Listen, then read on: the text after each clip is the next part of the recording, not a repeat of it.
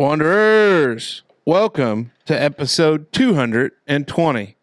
Before we get into the meat and potatoes, let's hear from our title sponsor, Silo Ridge Excavating. Are you in need of excavation work in Spencer, DuBois, Perry, or Warwick counties? Look no further than Silo Ridge Excavating, proudly owned and operated by Jason Haycox. At Silo Ridge Excavating, we specialize in both commercial and residential excavation work. From land clearing to driveway installation, maintenance, and repair, we have you covered. We also excel in drainage work, construction site prep, livestock fence installation and repair, and demolition work. With a commitment to communication and customer satisfaction, we offer free estimates to ensure that you're getting exactly what you need. Give us a call today at 812-639-0681 or visit our website at siloridgeexcavating.com to learn more. And don't forget to check them out on Facebook. Trust Silo Ridge Excavating for all your excavation needs. The Wondering Dutchmen podcast, where none of us are Dutch, but we all live in Holland, Indiana. Join us where we talk about what we all wonder about. This is the Wondering Dutchmen podcast coming to you from Smoker's Lounge. The Wondering Dutchmen! Yeah! The Wondering Dutchmen! Yeah. Here we go! Episode 220, Season 2, Episode 20. Today's date is March 7th of 2024. Yep. This will be airing on March 15th, 2024. Yep. Getting into St. Patty's Day weekend. Joining us here in the lounge across from me, sporting the IU Hoosiers, is Big Mace himself. We got Smoke Dragon sitting in the middle with the green bandana supporting the Leprechauns. I'm Casey, and you'll probably look on the camera, and the handsome devil to my left is none other than a hero to those of us in Wandering Dutchman land. For us wanderers, the hero that saved Big Mace's life, saved his foot, saved his lifestyle, saved his ability to continue to wear Crocs, is none other than Dr. Travs Hubbach. Travis, say hi. How you doing? there he is. Thank you guys for having me here at the illustrious Smokers Lounge. It's a great setup. I love it. I'm honored to be here. Hell yeah! And of course, we've got Couch Guy, the only member of the crew that has diabetes, sitting over there on the couch. And before we get into it, let's hear from our friends at Catering by Meyer. Hour one of our program is proudly sponsored by Catering by Meyer.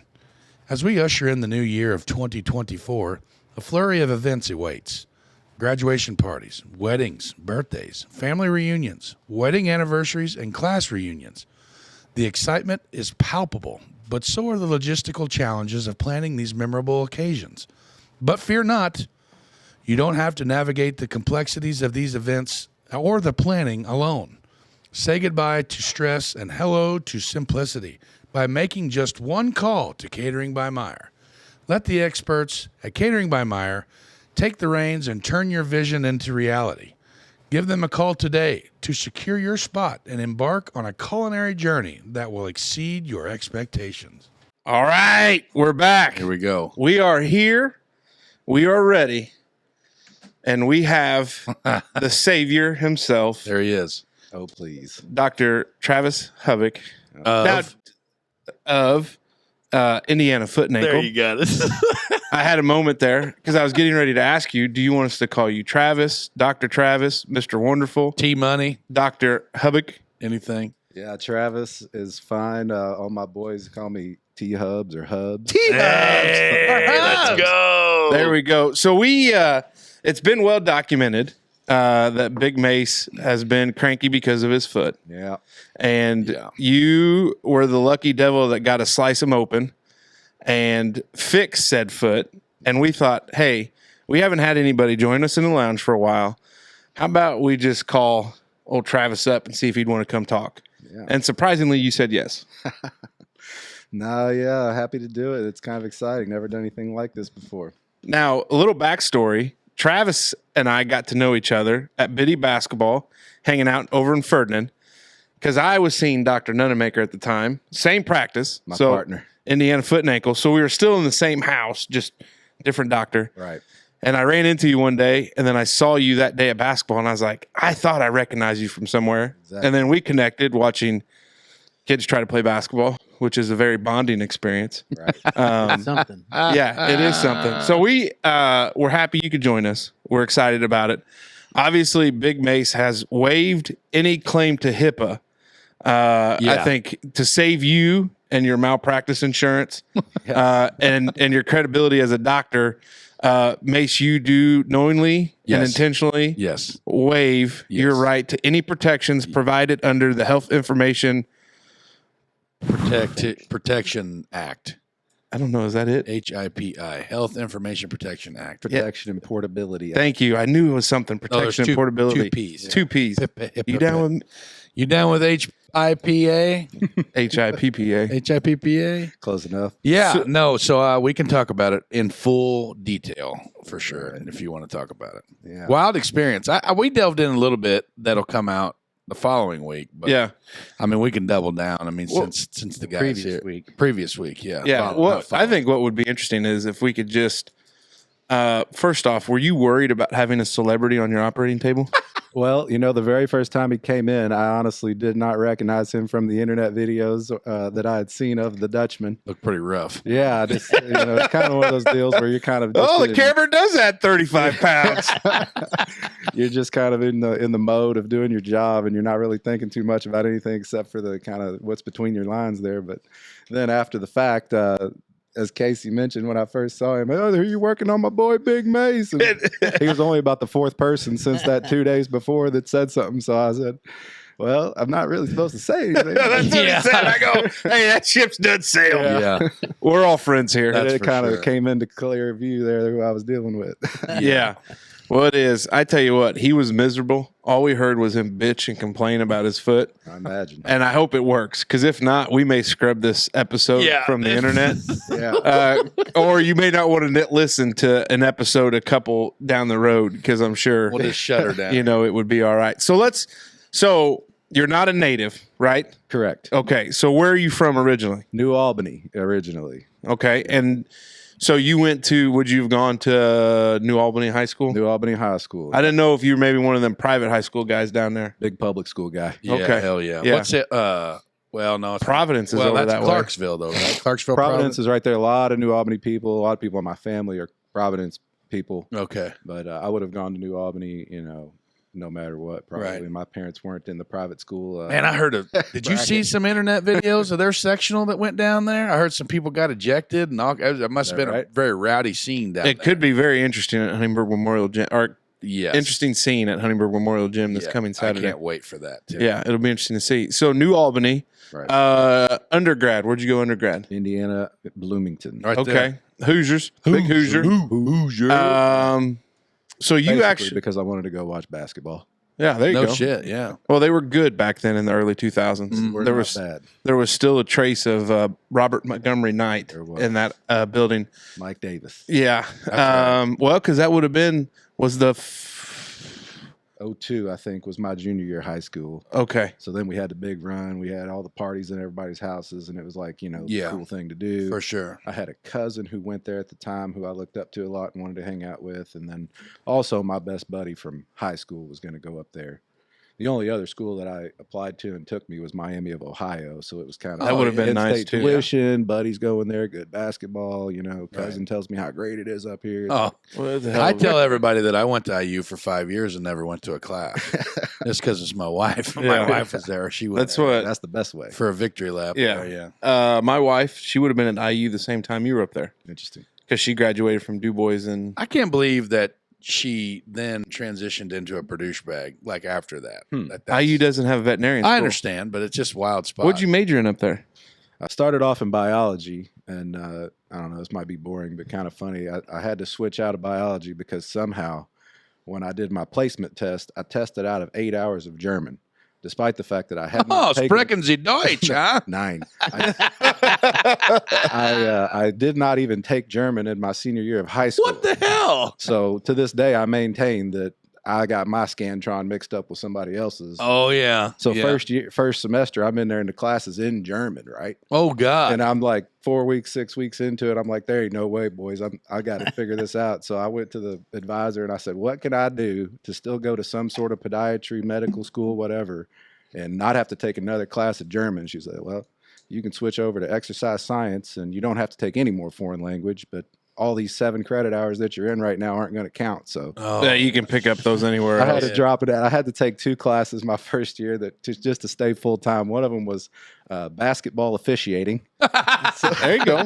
that took place at the I thought he was Bloomington going to North say High like School. underwater basket weaving. That's this coming next. Upside down cake baking. That's coming next. Yeah, this is bomb here. Hip hop, which for yes! when I signed up for hip hop, I saw it's an E-level class. Okay, I need 1 credit hour of that. That's going to work out perfect. That'll work. I get there and it's in a gym. It's hip hop dance. Oh, you got served. Not sitting around learning about Sugar Hill Gang and Tupac. Hey, I can pop and lock after that. Yeah. Teach me how to Dougie. That's right. I bet that could be a very interesting class. Yeah. Oh, man. My Worked wife, out. I think she was a biochem majored up there. And so that's what she studied. And That's what I don't think she Justine's, dropped anything. Justine's sister, my sister-in-law, she was a bio major up there too. She now works for, who is it, Moderna or Pfizer? One of the other Yeah. ones. Yeah, the big dog. She's Well, we're not going to get into that either. yeah, no, we don't talk about that. But anyway, yeah. So IU, good town, fun town.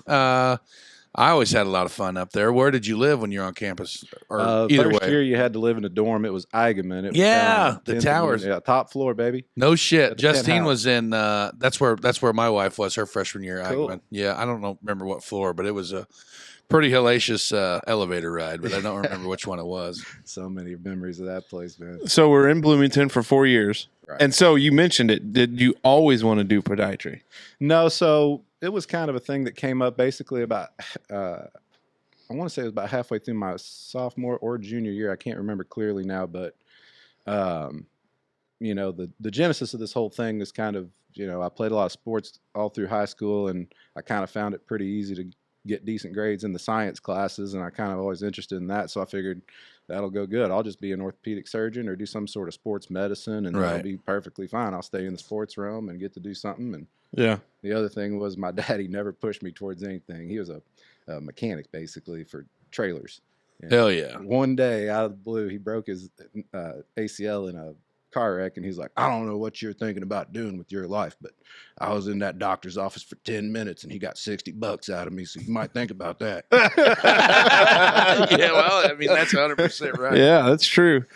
Yeah. So hell that's cool. So then where do you go to podiatry school at?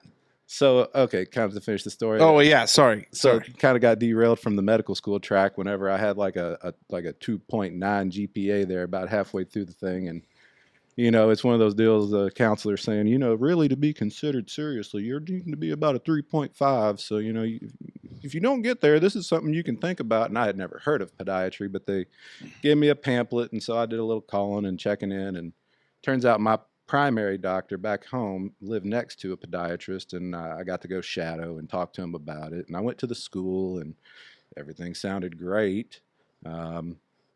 You know, it's kind of a weird deal when you're 18, you know, kind of 20, not even really Oh, yeah. thinking about, I know what I want to do 11 years from now. No shit. Yeah. That's a wild deal Kind too. of a heck 'cause, of a I mean, and commitment, but- nobody ever really thinks about feet, you know, working on feet, you know, because I bet there's some people that listen to this that love feet. God damn. Are you one of them sick? Dude, I honestly was pretty grossed out by feet all growing up, but David, we were I've not started that yet. Yeah, so I we were- started the account and I Yeah. had the internet make Feet Finder. You ever heard of Feet Finder? Heard of Feet Finder. Oh yeah, yeah. found AI make pictures of feet. They're all dicked up though. They got extra toes or veins on the outside, but I bet there's Nice. somebody. He said, could you? What was it? The one time, you know, he said Donatello looking sometimes you get these real beautiful, feminine looking, sexy ass feet, and then the other time you wind up with these Ninja Turtle looking. Somewhere, somehow, somebody's out there just cranking away to them bastards. And Hey, so like that thing. I obviously say that tongue in cheek, but like that's kind of like guys that are like, oh, I'm gonna go be a gynecologist for the supermodels, and it's like, Yeah. you don't see that many supermodels in the gynecologist office. Yeah, I don't think that's how that goes. No, No way, man. I think I you can got to only be all on imagine. board on it. way. So you kind of make that switch, kind of just recognized where it was at, and It sounded made a good. wise decision. You know, I kind of always wanted to make sure I was able to work with my hands. And the good thing about podiatry is if you get in and you finish, you get a surgical residency. Yeah. So I knew kind of that I would be kind of in that ballpark of doing foot and ankle, bones, joints, et cetera, that would be sort of an orthopedic-esque type of a world. And then oddly enough, kind of halfway through it, I started really losing my interest in the sports medicine and trauma side of things and getting really a lot more interested and felt like a lot more rewarding feelings from doing the diabetic. Yeah, stuff. because that's the first time when I had mentioned that I go to my family doc having all these gnarly nerve pains. Oh yeah, you got neuropathy. We're going to give you a referral to Indiana Foot and Ankle. So I'm calling over there thinking, Mike Nunemaker, because friend of everybody around here. He's been here for forever. Friend of my Absolute father-in-law and mother-in-law.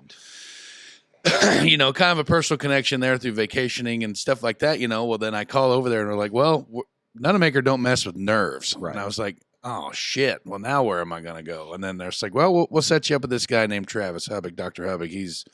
He's pretty good, and everything like that, So I'd be Ringing endorsement. I kind of be, talking to the ladies up front. Okay. shameless plug. But I kind of felt a little bit weird, because I thought, man, Letting another man look at your feet. well, that number one, number two, medical. This is just personal opinion, but just medical care in Jasper in itself, you're like, oh, usually we kind of gravitate towards Evansville and all that jazz, blah blah blah. Oh well, I'll give it a shot, get in there, and It's only a foot. it's only my foot, right? So, but my dad, when I told my dad that I was going to see, that I was going to go see you, and he was like, "Oh God, yeah, he's a hell of a good guy. He's been working on my feet for quite some time now." Because my dad has got diabetes, of course, and has had those sores and all that shit, and yuck. Anyway, but so you're the Masoner family podiatrist. yeah, Apparently. yeah, What a hell of an honor. we had Yeah. two. We had two appointments. I had one at 9. Well, actually, we've not waived your father's Yeah, HIPAA rights here. Well, no, we don't no. need to go. I can say it because Well- I was personally involved. But I don't know if that's how that works. my dad had an appointment after me, and it was funny because I heard my dad laughing through the room that I was in. Oh, it even gets even better. And he goes in my dad's room thinking it was me, and he's like, "Oh God, I got to go see Zach first. I'll be right back." So because it's like two Masoners in the same office at the same time, seeing the same doctor. So I can only- Dr. Travis Hubbach, formerly of Indiana. No, that don't work like that, does it? Nah.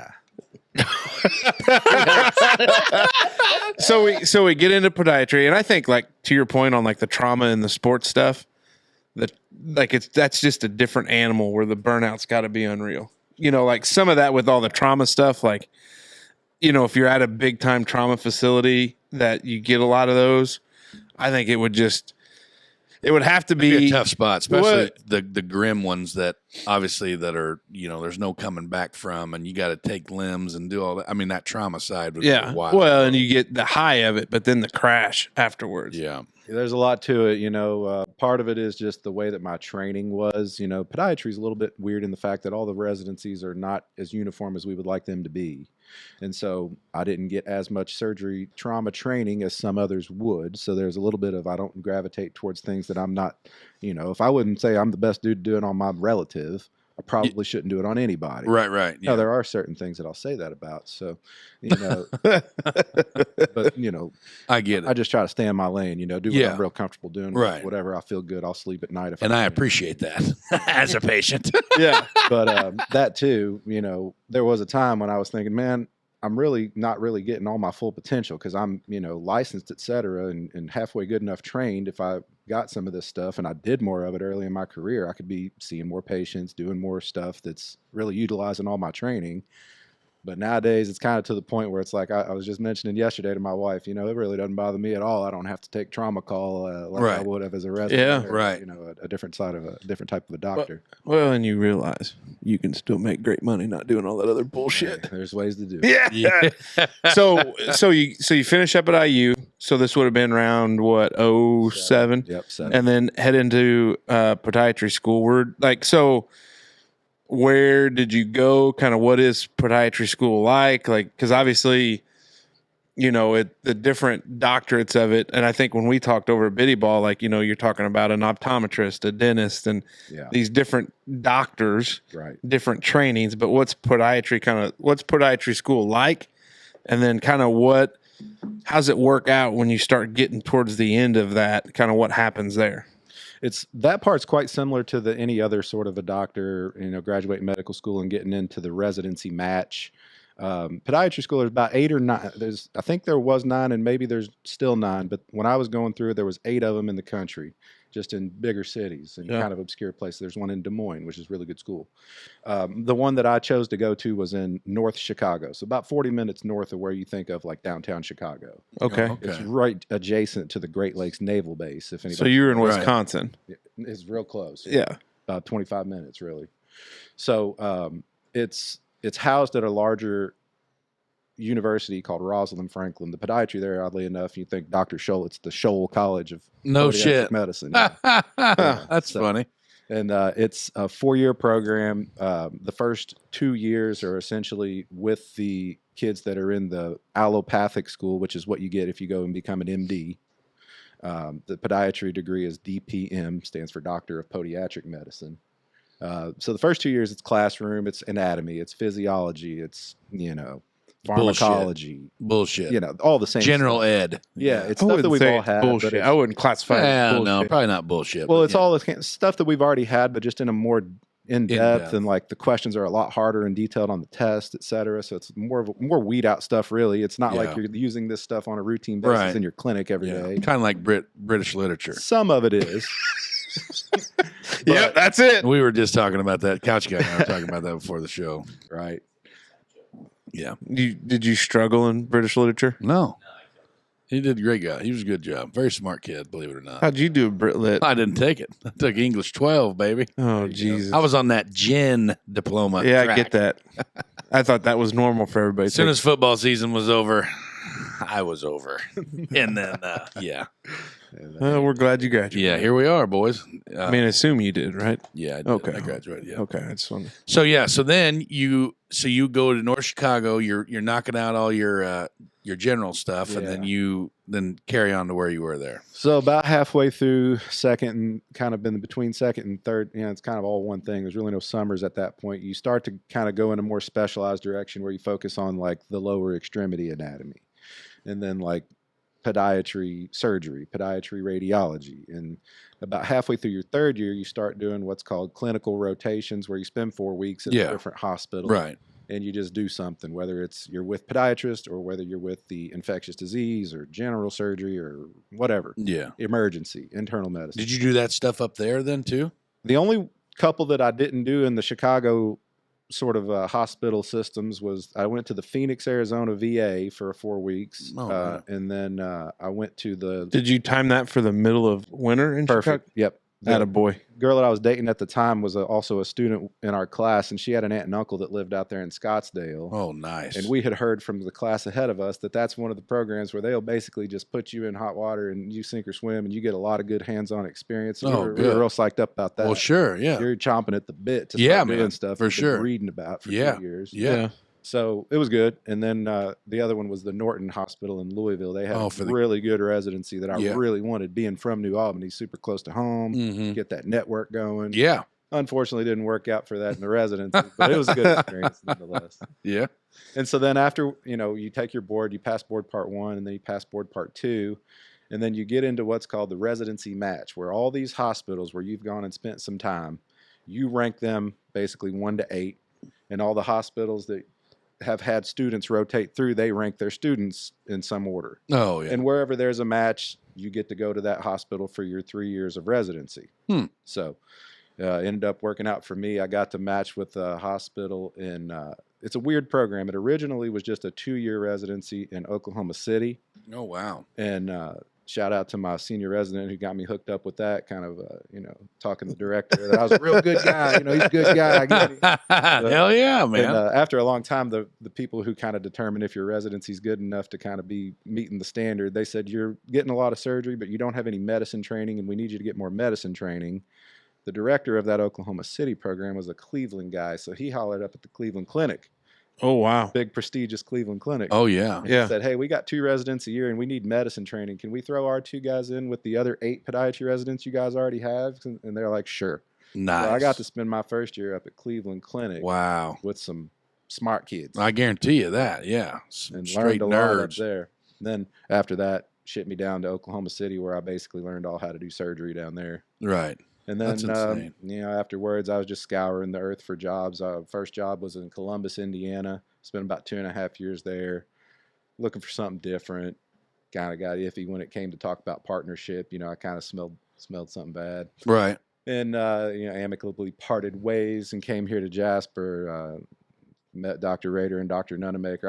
I cold called the office. I was like, hey, you guys happen to be looking to bring on another associate? You guys hiring? Yeah, it was like that. It No was shit. like the most unprofessional sort of track to career. Wow. But they were like, we're actually taking a fishing trip down to Louisiana, and Yeah, to our Venice. partner or our new associate just told us he's going to be leaving the practice, and we're just going to think about whether we're going to do another associate or whether we're just going to kind of shut it down and be a 2-man operation. So about a week later, they called me and said, hey, come up and interview and spend a day Nice. with us in clinic. And Oh, shit. by the end of the day, Dr. Rader, we just got along so good. He Yeah. was just like, hey, we'll get in touch with you here in the next week with an offer. Oh, hell yeah. And That's crazy, you know. man. Where were you? So you were living, where were you living at the time then? in Columbus, Indiana. Right. So Yeah. then you have to start looking for houses and Yeah. all that stuff. I 'cause- rented a house for the first year, just kind of making sure everything was good. It was a quick deal. I Right. started like 19 days after I left my old job. Wow. It was a really So then quick are you transition. married and with kids and all that stuff when that stuff happens and Yeah. have to relocate and do the whole works? Huh? Yeah, it was. Wow. Yeah, luckily the kid, I don't think he remembers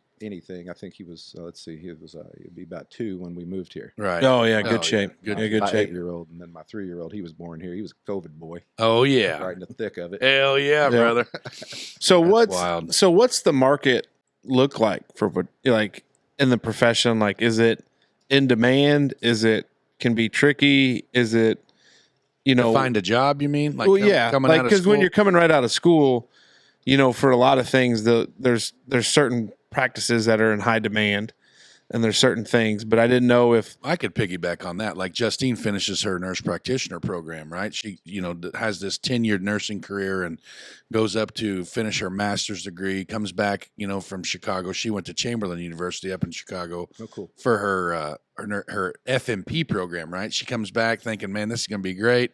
Market's saturated. Really? Yeah. Can't find shit. Huh. Still's plugging away, applying for jobs, ends up taking a specialty position at digestive care in Evansville because obviously we're not relocating, you know what I mean? Because we're pretty rooted here and everything. So 1025 is a good place. yeah, for sure, dude. We're not going anywhere. And so, has to go into this specialty field, you know what I mean? And basically learns this whole thing for a while. Didn't really work out and everything like that, but ended up. So that's kind of, I guess that's kind of what I'm saying is Yeah. when you come out, it sounds like, the market was probably pretty good shape, or was it saturated, or how'd that work out? There's societies, they've got their little websites with their specific podiatry classifieds. People Yeah. are always selling practice. People are always looking to bring on a new doctor. Right. Now, I don't think this is unique to podiatry by any means, but a lot of different medical professionals, they got a saying, so and so podiatry eat their young, right? Right. So there's yeah. a lot of people out there who are just looking to capitalize on that guy who's just ready to get that paycheck. He'll take basically whatever lowball deal he can get. Yeah. And then, promises of this and that and the other. And then when time comes for that to come to fruition, there's, maybe I don't think I'm ready for that. And then Right. you're kind of on your second thing. And, Yeah. that's kind of unfortunately one of the things that I experienced. But Well, a lot of years I was kind of mad at that first guy, but now it's one of those deals. I'd buy him the best bourbon I could find. If it didn't go that way, I wouldn't have found the home here in Jasper. So my partners and is that so? You live in Jasper, or are you on the? I don't want your address or your coordinates or anything like that. So is that your kids are going to go to Jasper and all that stuff? Yeah, I think I'm the only doctor in my whole group that lives actually in the town of Jasper, where our headquarters. What is. a shame. But we're real partial to the southwest part of the county. I mean, it's just God's country down here because he texted me. He said 8:30 God's time, right? And I said, "Damn right, God." Yeah, but, we don't dip our toes in that central time. No, slop. But so with that being said, like, how would you compare Jasper in this area to basically like where you grew up in New Albany? Totally different world. I mean, a little slower paced. What do you think there?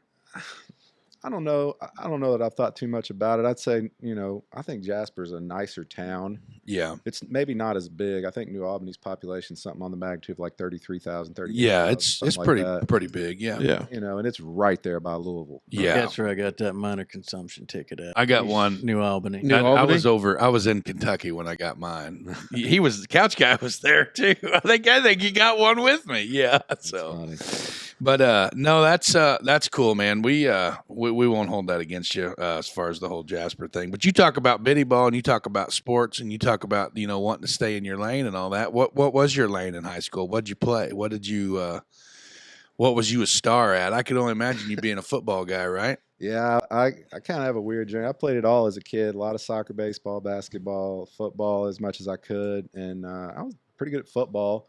I kind of bitched up a bit whenever I went into the high school and I got into that weight room with them big boys. Oh yeah, old buddy in there throwing up 400 pounds. Oh yeah, bench, and I'm just down there trying to struggle to get up one plate on each. What I mean? Been there. I was intimidated, and I kind of left the football game. I was running around with a lot of kids that played soccer at the time, so I ended up playing soccer. Really? My sophomore year. Were you a big guy through high school too? Yeah, pretty stout. I've always been big. I've always been I played soccer and football in high school about 6 foot 260. Yeah, boy. Yeah. Hell yeah. And so then my independent resource period as a sophomore was the head football coach, and he was like, "Why ain't you playing football?" It was a new coach. He was kind of getting me back into it. So I ended up playing junior year and then senior year. Oh, cool. And it was good. Our junior year wasn't so good. We only had 4 seniors. Our senior year we had like 6 dudes that were either playing or getting recruited by D1. I think 3 of them end up playing D1. Awesome. That always helps. Yeah, always helps when you got a couple of them guys. That's kind of how it was. One of those deals. We won our sectional for the first time since my dad's team won his sectional. Right. Who would be in that sectional down there in New Albany? It was Wrights. Yeah. Oh, you come over. Mm-hmm. That 4A, what conference what conference is that? If I'm not mistaken, it was 5. Did they? No, not class. No, not class. I asked the class question, so they would be 5A. It was the Hoosier Hills Conference. Hoosier Hills. Okay, so New Albany's a 5A school. Yeah, football at the time. Is Wrights a 5A? Because they were 6. Well, it wasn't 6. Because they would probably. It wasn't 6 at the time. Wrights we were the biggest at the time. Okay, say Wrights was probably 4, and then playing up for success because Wrights they had a streak. They had a pretty there. good Pretty run good back there. Yeah. So Wrights beat us second game. David's like, yep, yeah.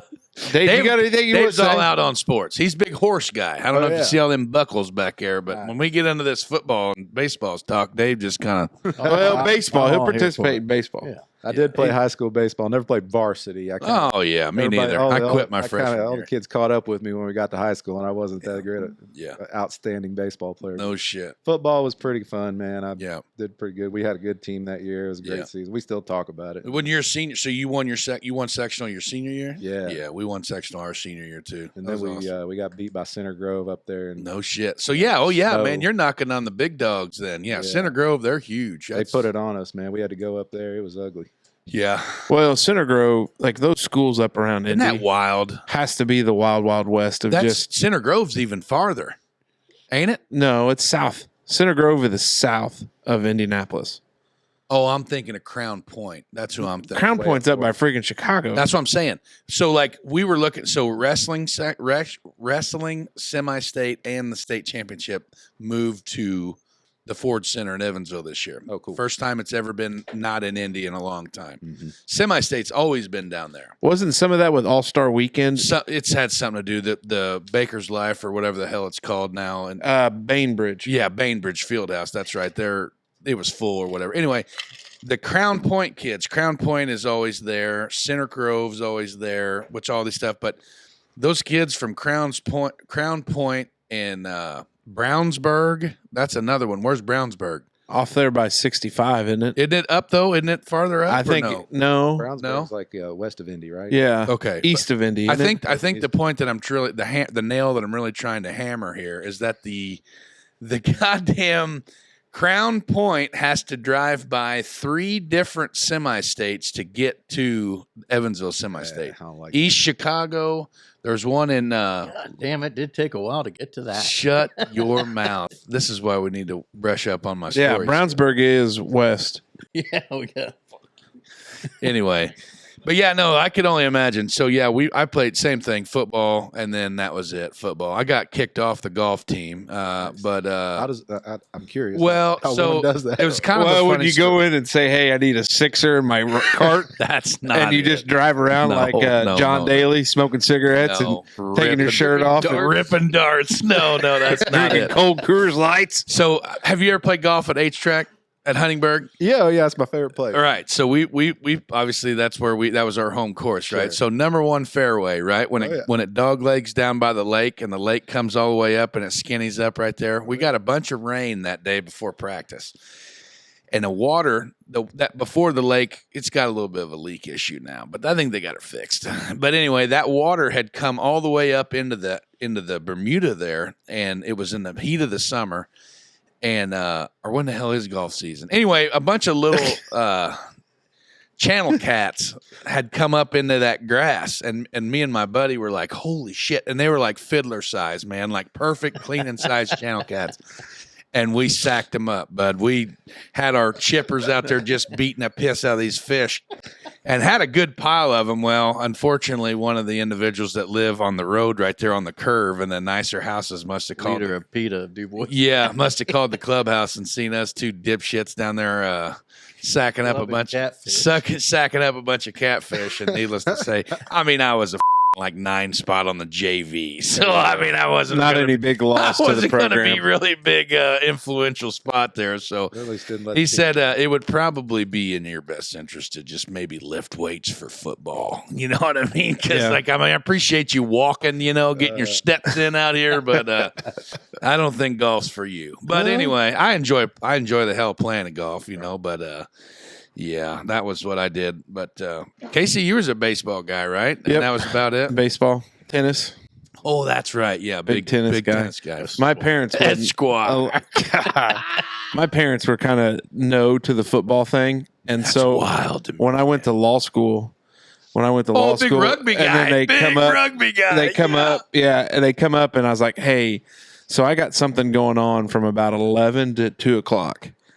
And they're like, oh, well, what is it? And I was like, oh, you guys don't have to attend. No, what is it? I was like, I play rugby. And my mom's like, what? Oh, and I'm God. like, yep, play rugby. And I loved it. Like, I loved playing. I had a blast. Those guys, I don't know how it was for you, but like law students are a lot of them when I was in school, like they just wanted to talk about that shit. Pretty big douchebags. Like they wanted, no, I was kidding. they wanted to talk about it all the time. Like talk about what we did in class law or what and we stuff like like that? just Really? school, just Yeah. talking about school all the Yeah. time. Yeah. And I hated it. Yeah. I hated it because like I did that 8, 9, 10 hours a day studying and all that other shit. I didn't want to talk about it after 5 o'clock. Yeah, I want to check out and go do So something else. one of the guys that started law school with us, but I don't think he made it very far after the first semester, played rugby at Clemson. Oh, God. And so he had like found that's out D1, like real rugby. like right? those guys, on the like they play. I mean, it's not an NCAA sport, but it's they have different levels. And Clemson, pretty good program. Yeah. And he was like, "Man, you're a big guy. Like, you ever played rugby?" And I was like, "Not a clue." He's like, "Hey, well, like we're going. They got a club up here. It's a Division II men's club. Like, come on over." And I was like, "Okay." So I go out first, like just battered and bruised Now, and did beat to you hell. wear like a collared shirt with big stripes? Ours didn't. Ours when we played. You remember those, like in the when we were rugby in- shirts. The rugby shirts. when we Ours in school? were. Ours had like the little quarter Like it wasn't like a collar, but Right. it was just, and they were tight. Like it was, there was not hiding anything. God, I bet you look good. And then we would wear it, but I was in great shape at the time yeah. because just playing and getting up and down the field. But I loved it. We were, it was a blast. Hell yeah. And then you'd get done playing and you just Go drink beer, right? just drink and take pain pills, and then you did. Hell yeah, rather Toradol. What about you? Now you were just a horse cat, right? You were just straight up going to the old horse barn and He was mucking Baling stalls and baling hay and stuff, driving a He was Ford checking out Ranger some with of them stacks. tight fitting Wrangler jeans. Cowboys' butts drove Dave nuts. That's for sure. So what do you do for fun now besides get up at the wee hours of the morning and go lift weights and weird shit like that and run for fun? And save Big Masoner's life. Yeah. But what's your hobbies, man? Besides obviously your kids and all that stuff. What do you do for fun? It seems like that's about it. You know, the kids keep me pretty busy. Because you got 2 boys, right? Got the 2 boys, 8 and 3. They're keeping me on my toes at all times. I watch a lot of TV, kind of typical, Yeah. the year of our Lord 2024 kind of thing to do. Exactly. A lot of attention on TV and read books. I try to read. Been doing pretty good at reading, but always a stack I got to get through. So TV, let's break this down a little bit. So you're married I am. and your wife is a nurse. Yes. Well, is a nurse, but she's She's a stay-at-home mom at the moment, but she's a nurse by trade. I want to give her all the credit in the world. The lovely Mrs. Hubbach, Yeah. So you guys, how long you guys been married? 8 years now. Okay. Cool. And so she's from Oklahoma City. We met when I Okay. was in residency. Okay. Oh wow. Okay. I Yeah. didn't know that. She So- made a foolish decision to travel across country and leave everything behind and follow your boy. So what happens when it comes to the holidays? Are we going to New Albany or are we going to Oklahoma? Or do you host? It's a little split. Since we've had the kids, we love doing the Christmas morning at the house. That's a kind of a big thing for my family's always been into that. So I like to carry that tradition on. That's how we do too, yeah. But sometimes we've split it. We go to Thanksgiving there and do Christmas here, or vice versa. We just kind of decide I kind of get the advantage now because it's so close, and we want to be home for Christmas. That works out. Yes. Staying close to New Albany. Yeah, because you can go down to New Albany for Christmas Eve and be home. Exactly. Yeah, that's pretty good. You can get down there on Christmas Day. Yeah. So so it's kind of great. You don't have to see your in-laws all the time. Oh, I love my in-laws, man. Okay. Lucky.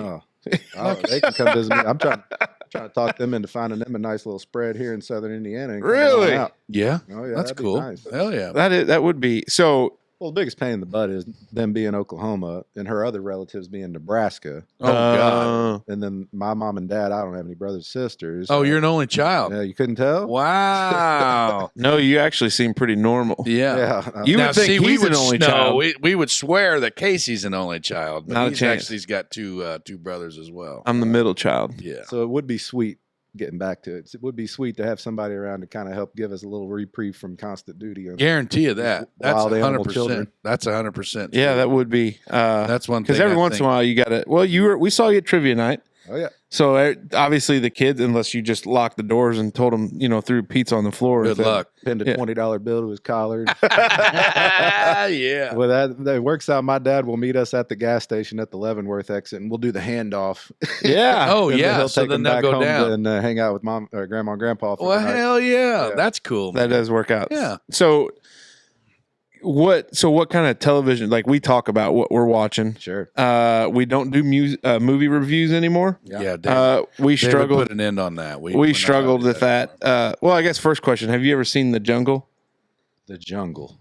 I don't. Have you ever seen the movie The Wonderful Life? It's a Wonderful Life. It's a Wonderful Life. Yeah. The Yeah, Christmas more- movie. yeah, Right. yeah. The Jungle with Harry Potter just Jimmy doesn't sell. Stewart is it? Yeah, yeah.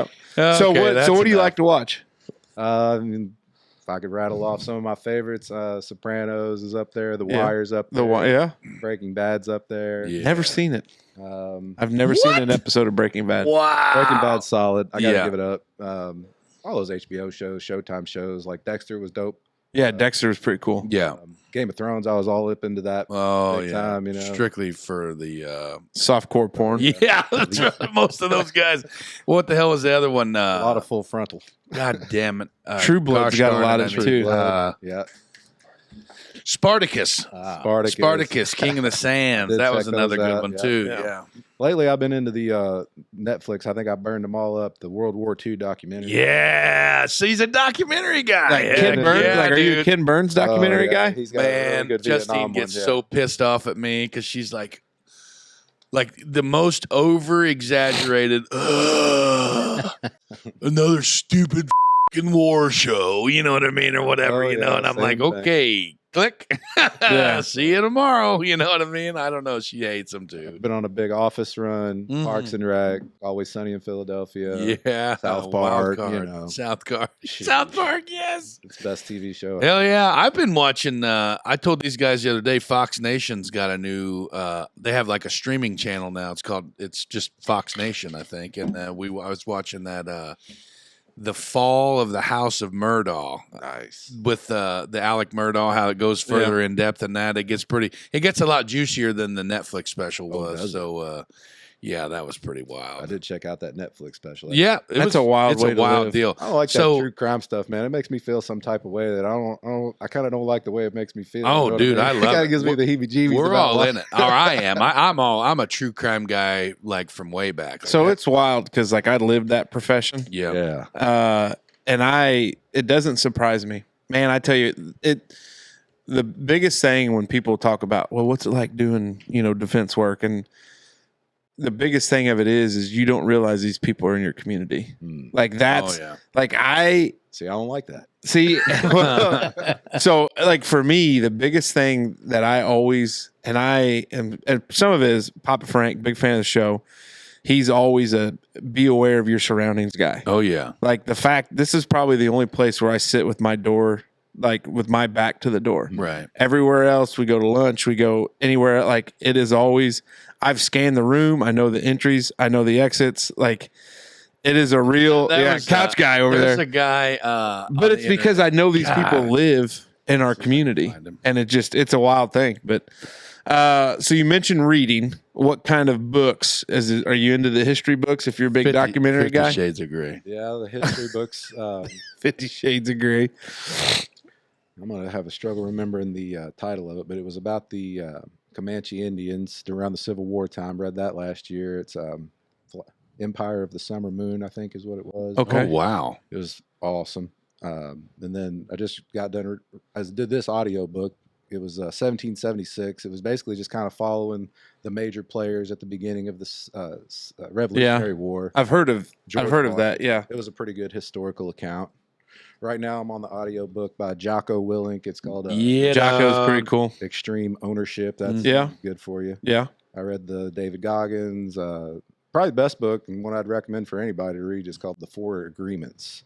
And I can't remember the author's name, but it's just these kind of 4 recommendations on ways to kind of approach life to kind of keep you at peace and kind of give you some reprieve from the constant people making excuses or making comments towards you that make you feel some way Yeah. that bad about yourself. And I don't know, it's kind of just made my life a lot more peaceful, just kind of going by the tenets of the 4 agreements. So audiobooks is predominantly how you roll, or are you Kindle guy, or No, I like reading hard books, but audiobooks are just so much more convenient when you're driving or if you're Reading is at the hard. gym or running around the block Especially or in whatever. books. yeah. I like having I like being able to see where that corner has been and see how much progress I've made in the book.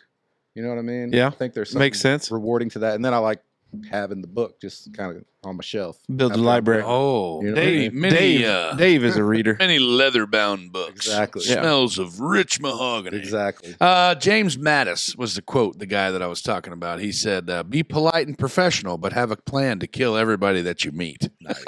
Mad Dog. Isn't it? Wasn't he Mad Dog? That's right. Yeah. Yeah.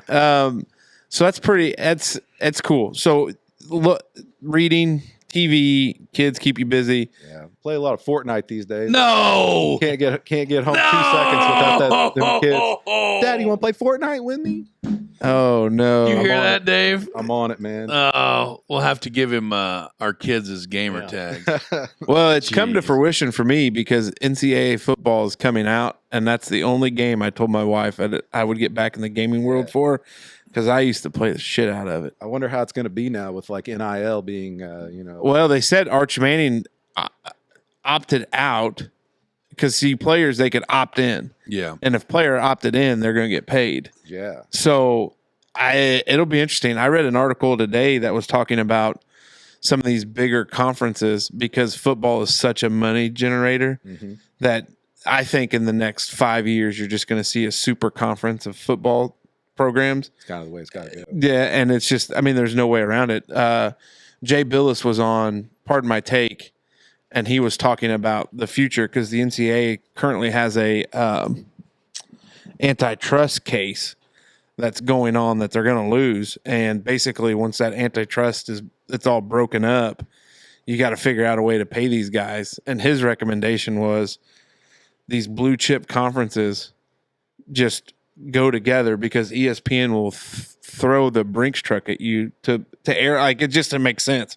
And that's where it's going to go. But the sports it's going to hurt are the ones that people don't, your schools are going to drop those sports or they're going to keep enough to stay in compliance with Title IX. But I mean, that's the future of it. But I mean, that's what people watch. So I don't know. That is what it is. So it's, I guess we can talk a little bit about, kind of what's your day like. So he cracked you about getting up at 4:30 to go work out. What is an average day look like for you throughout the week? About halfway through last year, I kind of made a big change and decided I needed to kind of work on my weight and try to make some changes about things. Are you TikTok user 679er? I have no idea. Okay, he's not then. I don't know what it is. Speak in your mic. You're drifting. I don't. Stay in there, honey. My bad. So no, I'll cut you off there because we stalked you. Oh yeah. Whenever I say we, I say me. I was gonna say I looked you up on Facebook and I was doing some picture diving and I thought, son of a buck, that guy's he was a big one. He's a big boy. Welcome to the big boys club. Right. I think even David and I talked about it, and then I thought, God damn, he really lost a bunch of weight and everything like that. But so there, I'll build you up. Now you tell me how you did it. We won't tell you what he said about your wife. No smoke show. Hey, we're not going to describe that guy, but we're going to go ahead and describe him. We're not going to talk about that, but let's talk about that. Yeah, right. That's how it goes. I don't know. It all started, honestly, weirdly enough. I got a couple friends from high school, also bigger boys, and they were thinking, we're going to do this thing. So I think it ended up being 4 of us. We got into this gambling where we each anteed up some money, $500 to get in. Damn. Okay. Got to have some skin in the game to make it, get out of bed, right? Right. So he said, all right, what we're going to do is we're going to weigh in on this day, and then you lose 10% of what your starting weight is. You won't lose your money. If anybody in the bet does not accomplish this 10% weight loss, they forfeit their ante, and it's split up amongst the people who get it done. Right. Is that kind of how the Biggest Loser works? Don't they go off for percentages lost or anything like that? No. Oh, I thought you were going on the wagering part. I was like, I don't think they do that. No, they don't. No, they just like win trips. Are you a sports wagering guy? I enjoy doing it, but I always kind of forget to put the bets in, Yeah. I think about it, and then I just kind of don't do it. Right. But we talked about it's the ponies. We can. We need to go down to Churchill. We need to plan a trip to Churchill. Oh boy, It's Dave, that'd be blast. right up your alley. It is a. I've been down there For the horses. The horses, Dave. We're going to do something for you, Dave. Dave's a big horse guy. We'll all Let's throw go. on Wranglers and cowboy hats. I what don't. they wear there, man.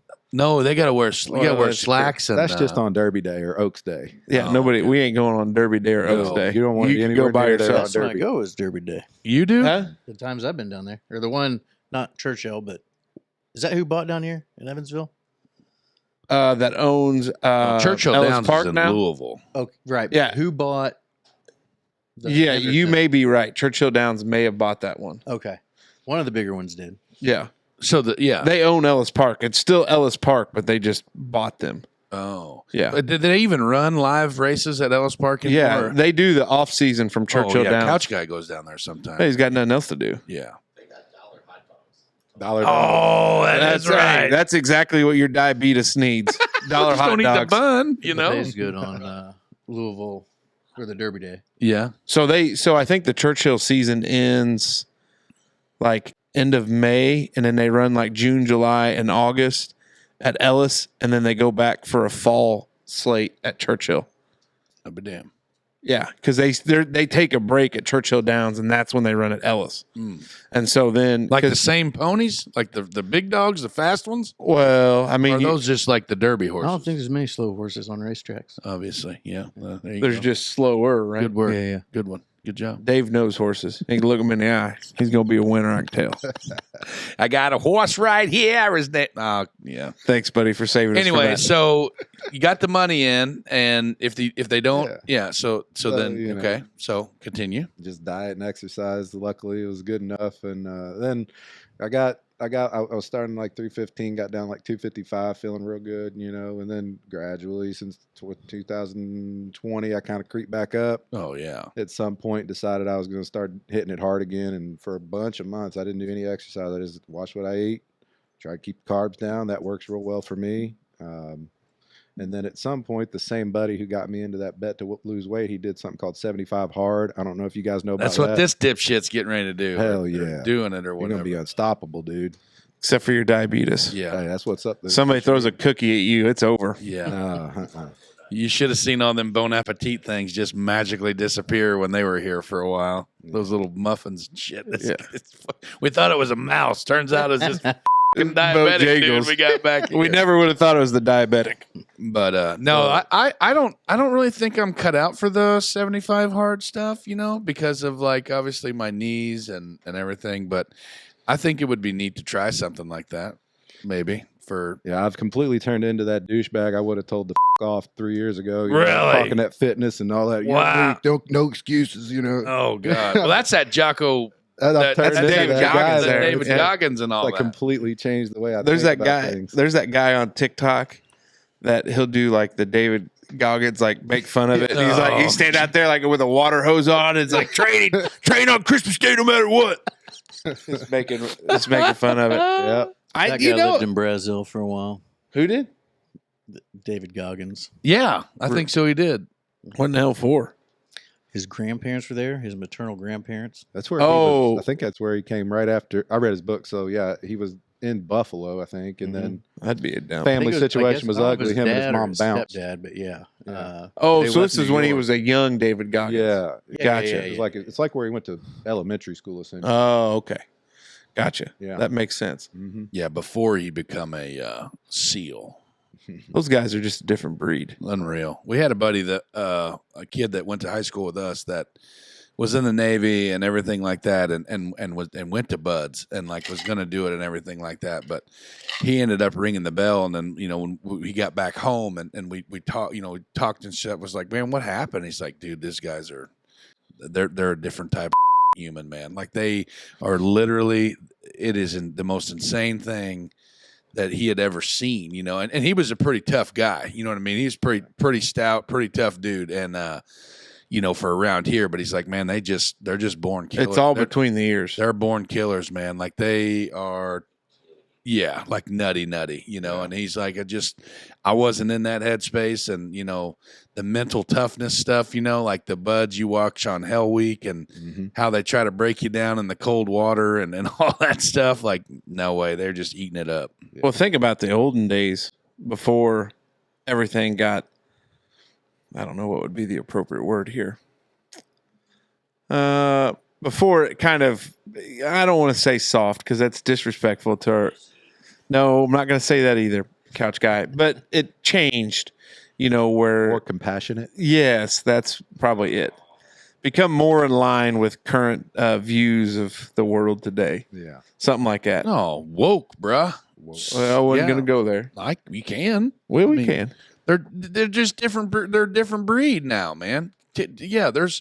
I'm it's talking like gonna- them guys that came back from Vietnam and started Oh. training SEALs. Yeah. Like those guys Yeah, that's just a wild situation. for sure. That is a wild situation. For sure. So did we ever finish what your day looks like? We got sidetracked. Oh, these days it's I try to. It kind of depends on if I start my work at 8:30 or 7:30. 'Cause different days. On every Tuesday I start 7:30, and then certain days I got 7:30 start for surgeries. But most days it's 8:30. On those days I'm up. Try to get my alarm set at 4:30. That's nuts. Sit there Wow. at the edge of the bed for 10 minutes, psyching myself up. Yeah, no shit. That's like old Smoke Dragon. He gets up real early too. I don't go work out. I get there and You go work though. Yeah, but I'm not psyching myself up to. Yeah. I'm not a coffee guy, so I got my scoop of rocket fuel pre-workout bucked up. Really? Strap Like rocket never fuel been a right. coffee guy or just The something only recent? time I was a coffee guy is when I was up at IU and I had that card, and I had a little like Starbucks knockoff in my bottom of my dorm, and I went in there and got the milkshakes. Yeah. Ran out of funds pretty quick on that. Did deal. you ever get a panini in the Eigenman? Did they have that panini? Yeah. That was the first year that I lived there. They had renovated. They had that little Panini C-store and that C grill store down and there. the panini press Ooh, down there, baby. dude. Justine, when she was up there, we ate a lot of paninis. And when Yeah. I say we, I say me, because those were good. Not lying. Yeah. So anyway, then just depending on the day then. On Monday, Wednesday, Friday, I usually do some form of weight training, either or core, just like body weight stuff or whatever. Nothing that I'm going to hurt my old ass doing. Right. I've learned now that if I try something too hard, something's not going to go good. So I got to take it pretty easy. And then Tuesday, Thursday, 30-minute run, and then on Saturday, like after 75 hard, I was looking for my next thing to do to kind of challenge me, and I've always been shitty at running, so I decided to sign up for a half marathon. So on Saturdays, it's always like a longer run. And then Sundays, it's either nothing or I just take a walk to try to kind of loosen things up. What an inspiration. What an inspiration, man. Yeah, dude. That's nuts. Well, just think he saved your life. Oh, yeah. And then, For sure. you know, get home from working out, hit the sauna if I have enough time. You got a It's sauna? like a tent, you know what I mean? It's Yeah. got these little like crock pots that blow steam into it. Right? 20 minutes in there gets my heart rate up to about 170. It's a challenge. Really? It's pretty Just intense. sitting there? Just sitting there, dude. Wow. It's rough, but it's good for you. I hear. That's a good detox. What do we need to do that? Yeah, we need to get one of them. Yeah. Think Get you that can handle better. 170 beats per minute? Ain't no Yeah. way. Oh, yeah. Hell yeah. It gradually gets up. It's not like it's instant and you're there. You know, it's That's that. I mean, by the them end of it. Russian sweat lodge dudes. I mean, that's their premise, That's what we right? really need. Yeah. We need like one of them sweat lodges where we can sit there and talk Naked. about, well, naked. easy, pal. Maybe we need one of the tents. Yeah. Individual tents. We could set them With all our- side by side. with our backs turned. yeah. You know? Yeah. Figure out So that. do you do the cold plunges too then? No, I haven't tried that yet. Okay, I so don't a think you guy. can do one to the other. No, You're not supposed to go extreme to extreme. Pretty but sure I mean, you- like if you did a nice, like if you did a cold bath in the morning, and then like at the end of the day, you know, did your What would be better? A sauna right after your lift or whatever, and then cold plunge before bed would be good. Or you know, I don't think so. I think at least some space in between. cold plunge. So I have a buddy who's also named Travis, T Money, we call him. I'll just leave him at that. But he's a big cold plunge guy. Oh, okay. So yeah, he probably knows. And the way. he said that it is like the craziest shit. I mean, he's a coffee guy too, you know, but he said I mean, it's all day long. So morning is the ideal time. for Yeah, that, like too. he said he does it in the morning, gets up, and it's literally just bet. ripping and ready to rip like I'm all day sure long. It's a similar deal. You know, you get your heat shock proteins versus your cold shock proteins. It's kind of having a similar effect, I think. But it's like, what the hell? Anti-inflammatory. Oh, yeah. I mean, all kinds of that. all that bullshit. Are you still eating garlic? No. Oh, last still 2 some on the weeks. table down what there. happened? There's to garlic? some. Yeah, no, I He threw got it on a away, garlic didn't I? kick. What happened? With Raw the garlic. Yeah. So good for you. Yeah, you're supposed to. I mean, and this T Money, he eats raw garlic. Yeah. He does the eggs, the raw eggs and shit. You know, Nice. he's pretty hardcore, but Sounds like it. yeah. But I mean, he's go getter all the time, you know. But like, the cold thing for me is number one. I'd have to have a pretty big tank, I would imagine, to get in. A lot of ice. Yeah, but I don't know, man. Hey, our I'm a- friends at Celebration Ice. yeah, they could hook us up. I'm a pretty big pussy when it comes to that stuff, man. I don't know how I'd do with it. Well, I'll say this about that. That he's a big pussy? No, about Oh. like, you know, kind of choosing to do stuff or not. Before I did this, I was living that bad life. I was eating too much. I was drinking too much alcohol, all that stuff. You know, after I started cleaning it up, I can honestly look in the mirror and feel like I won that day most days. And so, you know, all those feelings, they're kind of internal conflict, the guilt and the anxiety and the fear and the things like that, that stuff basically gone, you know. Yeah. And you really don't realize how much that's weighing on you until after you've kind of gotten over that. And I'll say at this point, I'd be shocked if I ever go back knowing how much better I just feel mentally.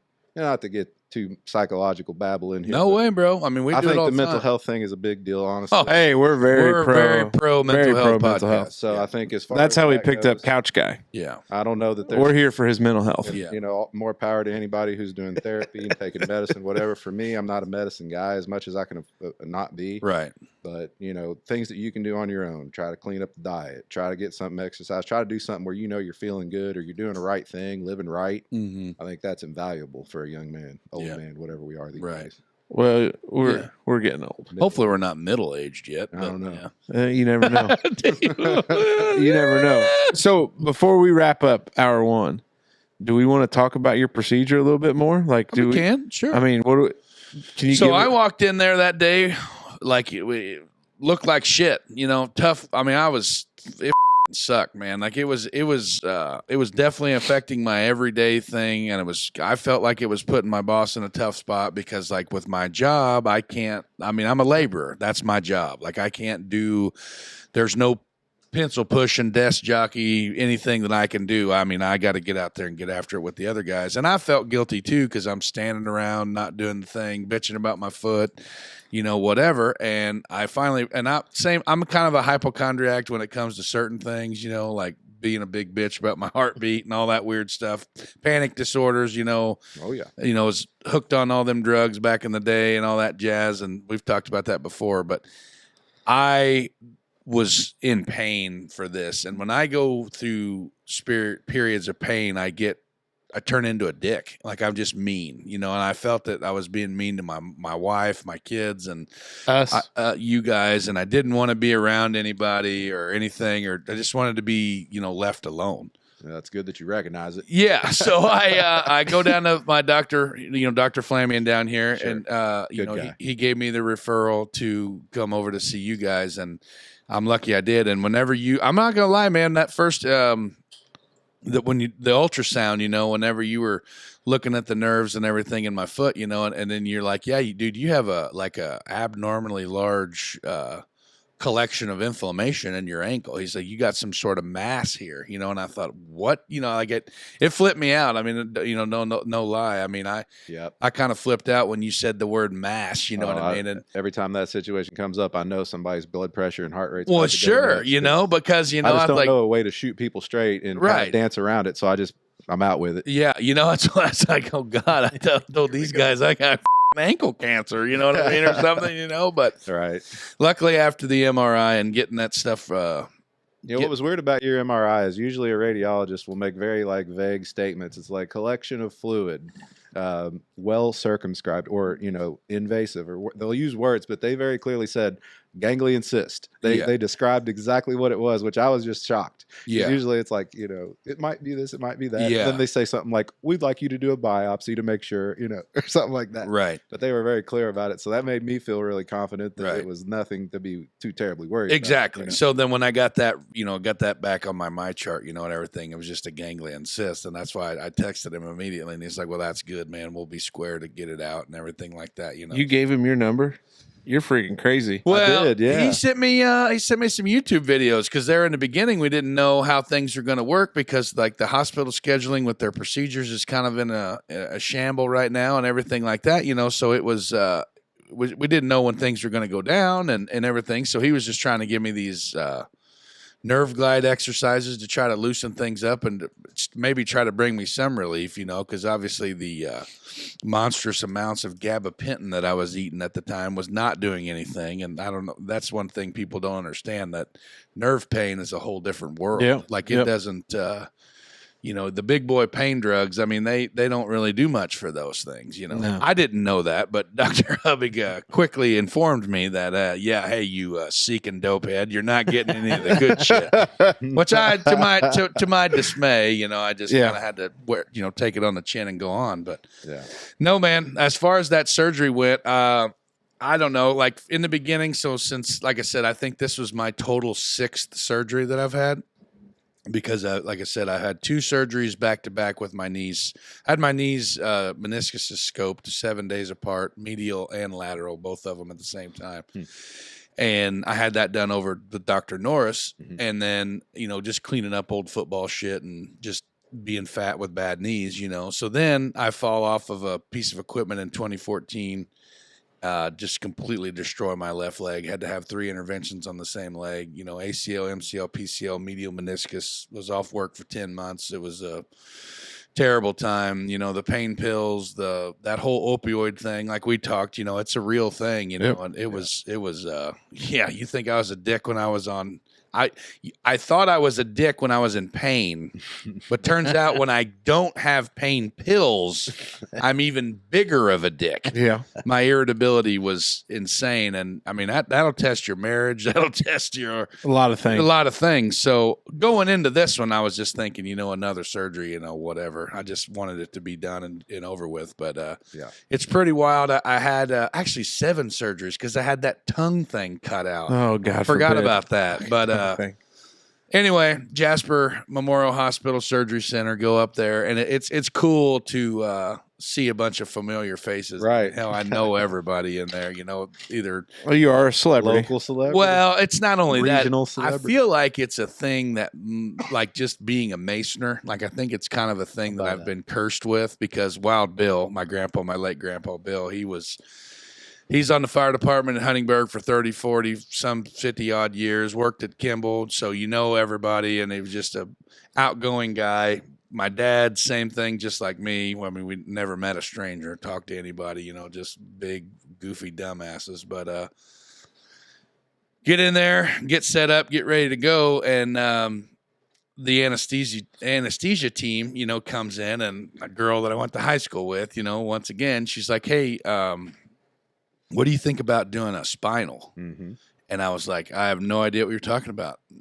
And she was like, well, like an epidural, like what they would do for pregnant women. And I'm like, well, I mean, I was kind of worried anyway because I had a little bit of that laryngitis lingering around, because I was hoarse as hell and had that little scratchy cough. And she said, well, then that's even a no-brainer. She said, your throat's already pissed off. Mm-hmm. If we put you out, generally, like the big dog put you out, then we're going to have to tube you. Mm-hmm. And there's no reason to piss your throat off even more than it already is. So that experience of getting an epidural is wild. How was that? I've never had that experience. It was insane. So obviously get up on the bed, like, so I'm on the surgery, like on the operating table with my feet hanging off the one side. And this shorter nurse asked for a step stool. So she got a step stool and put it in front of me, and she grabbed the back of my head and basically, do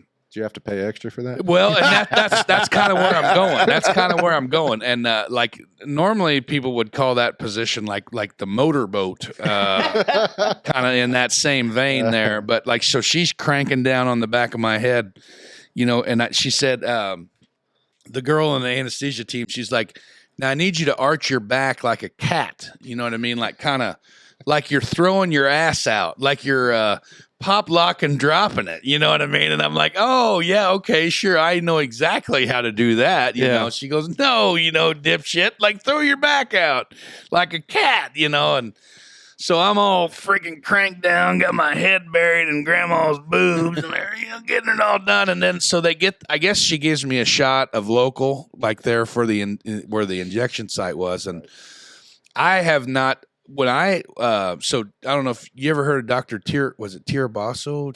Yeah. So he was the one that did Justine's first epidural. He's the man. Yeah. So anyway, he was like, he wouldn't let me in the room. Okay. So, but like Dave said, you saw Jenna get one, right? I was in the room. I saw him bring the card in. Couch guy, did you see Chelsea get one? I've seen a whole bunch. Well, yeah, okay. But anyway. All 3 of ours. So did you see him? So yeah, so Casey was telling me, those needles are usually. Well, because my wife, for our first baby, like they come in, like I had nothing to do all day on that couch until it was time for them to give her epidural. And I'm sitting there, so I was able to see like the doctor, and I guess my face when he ripped the needle out, and I go, and he touched Janelle's back, and she jumped, and you could see his face where he's like, and he's like, hey, sweetheart, like you have to stay still because I've got to. So that was the crucial thing for me, right? Yeah. So I can't see anything, and I had been sitting there. Well, that's why she put your eyes in her bosom. But I had been in a very uncomfortable position for a lengthy amount of time, so I'm starting to like squirm and trying to do my damnedest to stay still. And as she's fishing for that spot, like I can feel it in my. Oh, she's like, "Where's it at?" And I said, "It's on the right side." She goes, "Okay, well, don't move." And then she hammer it again, and oh God, so then it's kind of going down my right leg, and then it went over to the left side, and then she said, "What about that?" And I said, "No, I didn't feel anything." She said, "Okay, I got it. Don't move." Nice. So then I'm assuming that's when they start to they push whatever the, they push do. the medicine in, and it's just like a warm feeling. But I couldn't feel it like in my junk or in my ass or anything. I felt it more like in my legs and my feet. And then they're like, "Okay, we're gonna like basically squat and power clean your big ass legs back up onto the table. And if you could help us in any manner." Now, granted, I've got a shit ton of Versed on board. Oh yeah. So I'm up from the floor up. Wouldn't care if the building burnt down around me by this point. Cause that's the thing. When we start going back to the room, she's like, "I'm going to give you your morning cocktail now." And I'm like, "What?" And she goes, "Your cocktail." And I'm like, "Oh yeah, hell yeah. Here we go." And I just really like that. You could definitely tell you're probably a pretty fun guy at parties. Yeah. So I really love that stuff with that jazz. But anyway, getting my feet back. But that was the most wild thing that I could ever remember. So through all these surgeries, I have never basically came to while still in the OR. I've always came to back in the PACU. You know what I mean? Yes. So when I woke up and I looked up and I seen you, I thought, "Oh my God, is he done yet?" You know what I mean? Like, holy shit, am I not supposed to be awake yet, dude? But it all went. It was a different surgery experience to me, and I actually, I'm not saying that I prefer to have surgery, but I really enjoyed that method because I didn't feel like total dog shit for several hours after coming out of the PACU, because like Sure. I told the girl on the anesthesia team, one of my surgeries with my knee, I was in the most violent convulsions, shaking so hard that I thought the bed was going to break because all 400 pounds of my ass is shaking so hard. And she's like, "How old were you?" And I was like, "I think I was 20. I don't even know how old I was when I had the 20 some." And she said, "Well, because you're a white male in your 20s. That's why you shake like that." And I said, doesn't make any sense. She said, "It's very common for white males in their 20s to have that type of reaction to anesthesia where they shake real hard when we give them the wake up drugs," is what she was telling me. So how many surgeries a day? Like when you have a surgery day, how many do you have on the board usually? A busy day for me will probably be like 3 in an afternoon, but that's kind of atypical. I probably average on the magnitude of about 6 to 8 per month. Okay. And I don't have a terribly busy surgery practice. I'm spending a lot of time in the office, Yeah. doing a lot of different things, and it just kind of comes and goes. I kind of am an ultra conservative doctor, which it's weird. You're the guy who shows up first time I ever meet you. I'm like, "Yeah, we're probably gonna have to do surgery when it's needed. But it's needed. my condition or whatever was pretty clear. Peculiar, Yeah. But I try to exhaust conservative measures. Sneaky trick. I try to get people to make surgery their idea. I lay it out as an option, and then eventually, if you tell me you want surgery, I feel like it's gonna go better, and there's maybe a less chance that I might get sued over it. Right. You know what I mean? Yeah, that makes total sense. Yeah. So that's when you're in surgery, you listen to any tunes? Oh yeah, we listen to all kinds of stuff. Sometimes I'll let the staff pick. They all kind of know what I like. It's anything from classic rock to, George, Garth Brooks radio, Brooks and Dunn radio. Oh boy, you and Dave 2000s gangster to hip hop rap. Yeah, that's back to your IU class. Post Malone in there. Yeah. So we do this with every interview. I mean, obviously you're going to hang around for hour 2. Yes, sir. So we're going to have a pause because you're going to have to figure out a topic. All right. But we always are a wonder. We call them a wonder. We always give guests the opportunity to ask us questions. And so I think now would be a good time for you if you got any questions. Can be about anything where there's no holds bars to it. You could single us out. You could ask it for the group. It's really whatever. What do people ask specific stuff, or we throw out just like hypotheticals, or what? It can be It's up to specific you. stuff. It's up Like to it. you. We've been through a lot. We've been through them all. Interesting. I wish I could have thought about something before. Not terribly good on the spot, probably. Well, we can do it at the end of the show too. And that's fine. Yeah. You want to do There's that? no pressure. You see this operation. Yeah. We got a guy in a Russian bomber pilot hat with a huge beard that's got diabetes, and he's the skinniest one here. Well, hey, let's give him solid, time to let's give him some time to prepare and go for the pause. I got to piss anyway. We'll be right back. All about big fella. Hey, Wanderers, get ready to laugh until your sides hurt at the Gaslight Pizza and Grill on historic 4th Street in Huntingburg. Join us on April the 6th for a night of hilarious comedy featuring the one and only Curtis Crow, yours truly, the Wondering Dutchman, and the headliner, all the way from Chicago, Mr. DJ Ribsky. Grab all your friends and come out for a night of delicious food, great drinks, and nonstop laughter. Don't miss out on this one-of-a-kind evening of entertainment. Get your tickets now before they sell out, and we hope to see you there. Hey, and we're back. Fire first hour there. We got to learn more. Really meet Dr. Travs Hubbach. Yeah, and I think he's in. Yeah? I think he may be pushing Couch Guy out. I don't know about that. I think there's a possibility. Pretty deep roots back there in that corduroy. Well, we're just glad Couch Guy's got pants on. That's leather. Yeah, he sits on the Yeah, couch. we're just glad he's got pants on. Well, Sometimes it'd be kind he of doesn't. weird if we called him Love Seat Guy. Loves.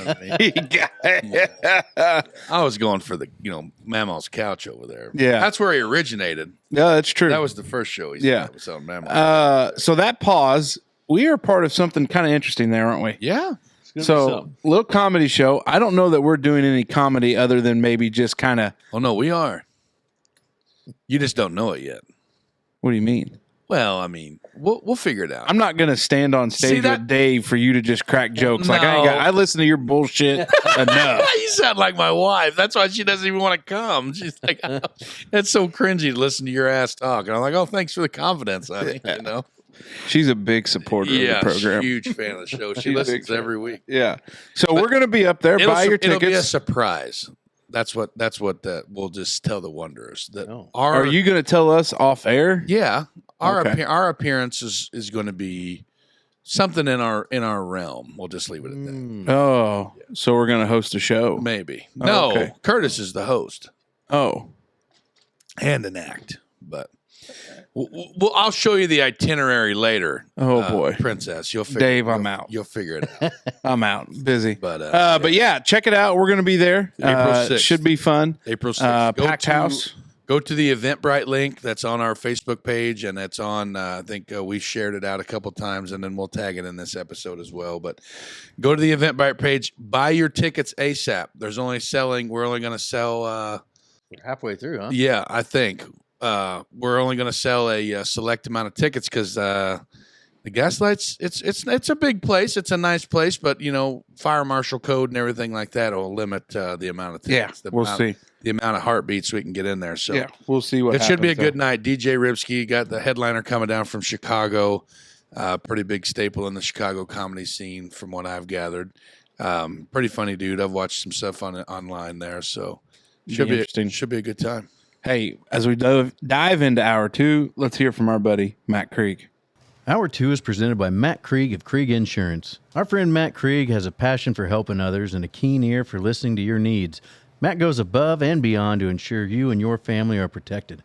Whether it's life insurance, health insurance, or Medicare supplements, Matt Krieg is dedicated to finding the best solutions tailored just for you. His commitment to excellence and personalized service sets him apart in the industry. Don't settle for just any insurance agent. Choose one who embodies the traits of success and truly cares about your well-being. Give Matt a call today and experience the difference firsthand. All right. Heck yeah, brother. Good American right there. Here we go. Life insurance, if you need it. Yeah. Call our guy, Matt Krieg. Yeah, we got. Or maybe your wife needs to call. Yeah, maybe my wife. we got a lot of guys in our corner. So, Travis, I know you've listened to the show. Yep. But now we kind of jump into where we've got some wanders that just been hanging with us here a little bit. Big Mace goes first, generally speaking. So he'll just kind of tell us what he's got going on. and we just kind of roll from there. What you got today, big fella? So sitting on my ass in the recliner with my foot in the air and a ice pack strategically placed under the back of my knee per Dr. Hubbach's. Why on the back of the knee? Well, you can't really ice the area because I got it all bandaged up. Right where the blood vessels run behind the knee there. If you can cool those areas off, you can get the same sort of anti-inflammatory and improvement on swelling, pain, and healing to some degree without having to mess up and get your bandage all wet and really ineffectively ice the area where you need it. It was actually kind of comfy because I could kind of get a blanket in there and then like put that ice pack in there in the crook of my knee. It was actually pretty nice. But watching, we talked about a little bit. We went fishing last episode. Are you an outdoorsman? A little bit. A little bit, yeah. Yeah. I do more hunting than fishing. There you go. Orange Hat Brigade. Hell yeah, brother. We'll have to bring him on for that too. Yeah. But we've been doing a lot of fishing from the recliner, watching a lot of the Bassmaster Elite Series on Fox Sports 1. They've been having live coverage. I missed the Toledo event, Toledo Bend. So we're two events in so far into the 2024 season. The first one was at Toledo Bend. This last one that I watched pretty much in the entirety of the event was at Lake Fork in Texas. And the new thing that is taking the bass tournament scene by storm is forward-facing sonar. I don't know if you guys probably have no idea what I'm talking about, but FFS, yeah, for sakes, David, he picked that up earlier this show, but we don't call him Rain Man for no reason. Right. So forward-facing sonar is taking the tournament bass world by storm. And so I've done a little research and been looking around, and it's a huge division within basically the bass fishing community because it's taken a lot of the guesswork out of the fish. Now, on the same side of that coin, you can't make the fish bite your bait. Of course, kind of like you can't lead a horse to water. I mean, you can, but but they're not going to drink it. Yeah, but. So just real quick, what does live scope mean? A technology from Garmin that shows live sonar underneath and around the boat instead of showing you a historical view of what was under the boat. Because in traditional, GPS and like they call it structure scan, down imaging, shit like that, it's on a loop. Like your transducer sounds like a electric fence charger, like it tick, tick, tick, tick, tick, tick, tick, tick, tick. I don't know if you've ever heard a transducer like when you're swimming, like people that have depth finders and shit. A lot of times the images that you're seeing on the screen is where the fish was. So if you're fishing a brush pile and you're gonna pitch at that fish, it may have moved like before your GP or your sonar had caught up. Well, with live scope, it's live.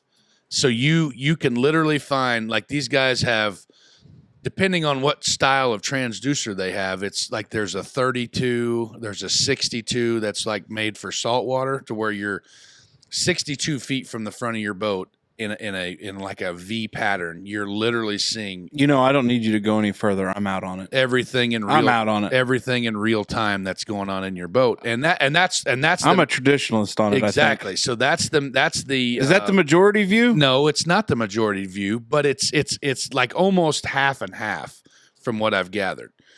So there's actually rumors that Bass may actually reevaluate their rules and potentially look into outlawing it, just because For a second, I thought you were going to tell me that the Bass were going to. Yeah, they're actually. They had a union meeting. Yeah, they're going to have a revolt with this goddamn live scope stuff. But a guy that's on Bassmaster Live a lot, Davey Height, he was an expert. I thought I was stroking out there for a minute, but Davey Height opened it up on his social media about taking the views from different people and stuff, and he said, ironically and weirdly enough, it's pretty much 50-50. And you would think that most of the newer crew, like the younger fishermen that are on tour, the rookies and shit, they call them scopers. You'd think most of them are scopers and they're all for it, but they're not. But you would see, he said, it's wild to see that, like, when they opened up the comment forum, a lot of the older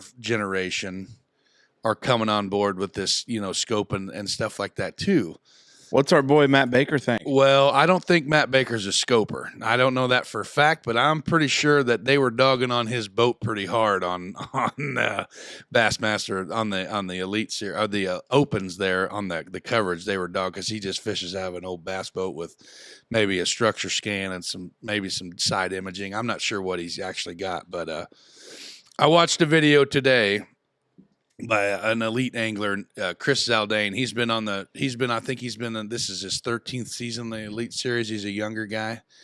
And they had media week. So each event has a media week. He caught all the anglers in line getting ready to do their, I guess you call it their photo shoots for their sponsors and all that shit. Went through each, like a whole line of boat. Like he interviewed, it was a 30-minute video. The average price for the forward-facing sonars on these bass boats that are in this world today, $30,000 just for electronics.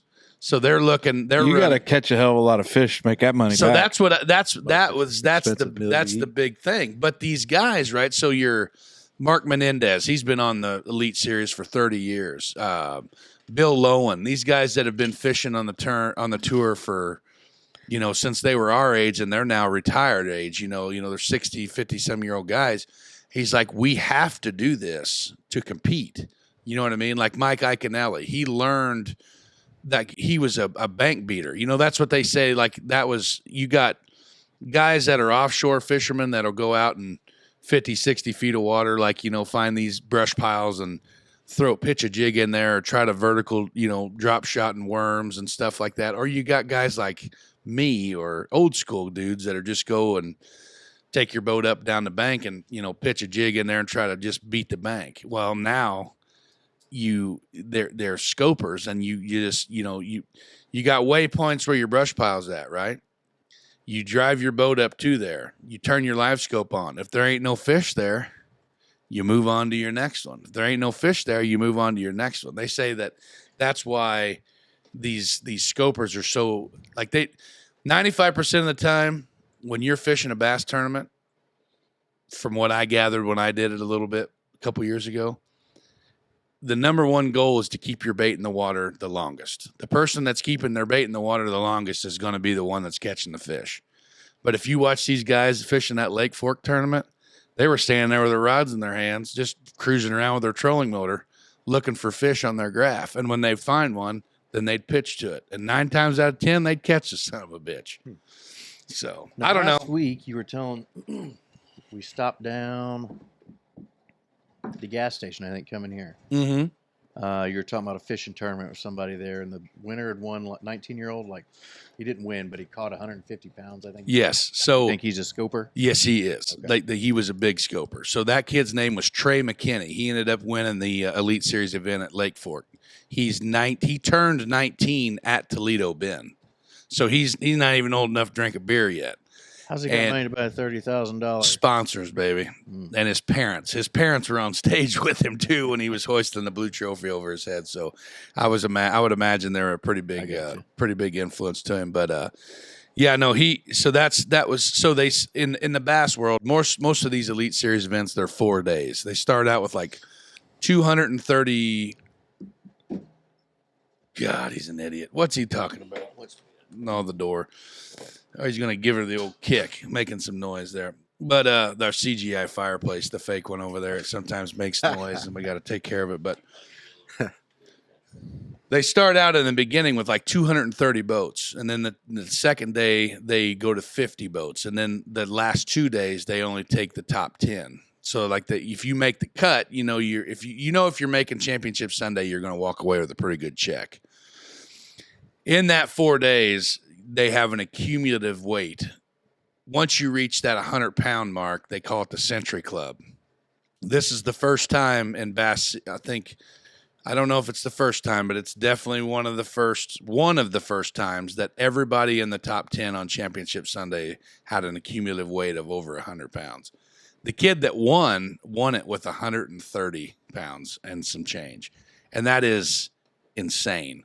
The biggest bass ever caught on Bassmaster live television was caught at Lake Fork in this event this year. And I think it was Value was over. Yeah, I don't know what it was like over 12 or 11 some or 12 some, and that's a pretty big damn bass. But I don't know. Like I watch a lot of it and I stay up with it. You know, there's fantasy fishing. I don't really do fantasy fishing much, but like there is, man. You laugh, dude, but it's just like fantasy football. The happy lures. Never heard of it. It's a whole different world out there, man. You know, with Does Yahoo support that? Yeah, it has to. Well, yeah, I'm sure they do, but I don't know, dude. I was just thinking about that. Can we start a fantasy fishing league? We can, yeah, for sure, or a team. You know what I mean, or amongst stuff. Yeah, you can pick your fishermen and stuff like that. Each event, We could have a draft.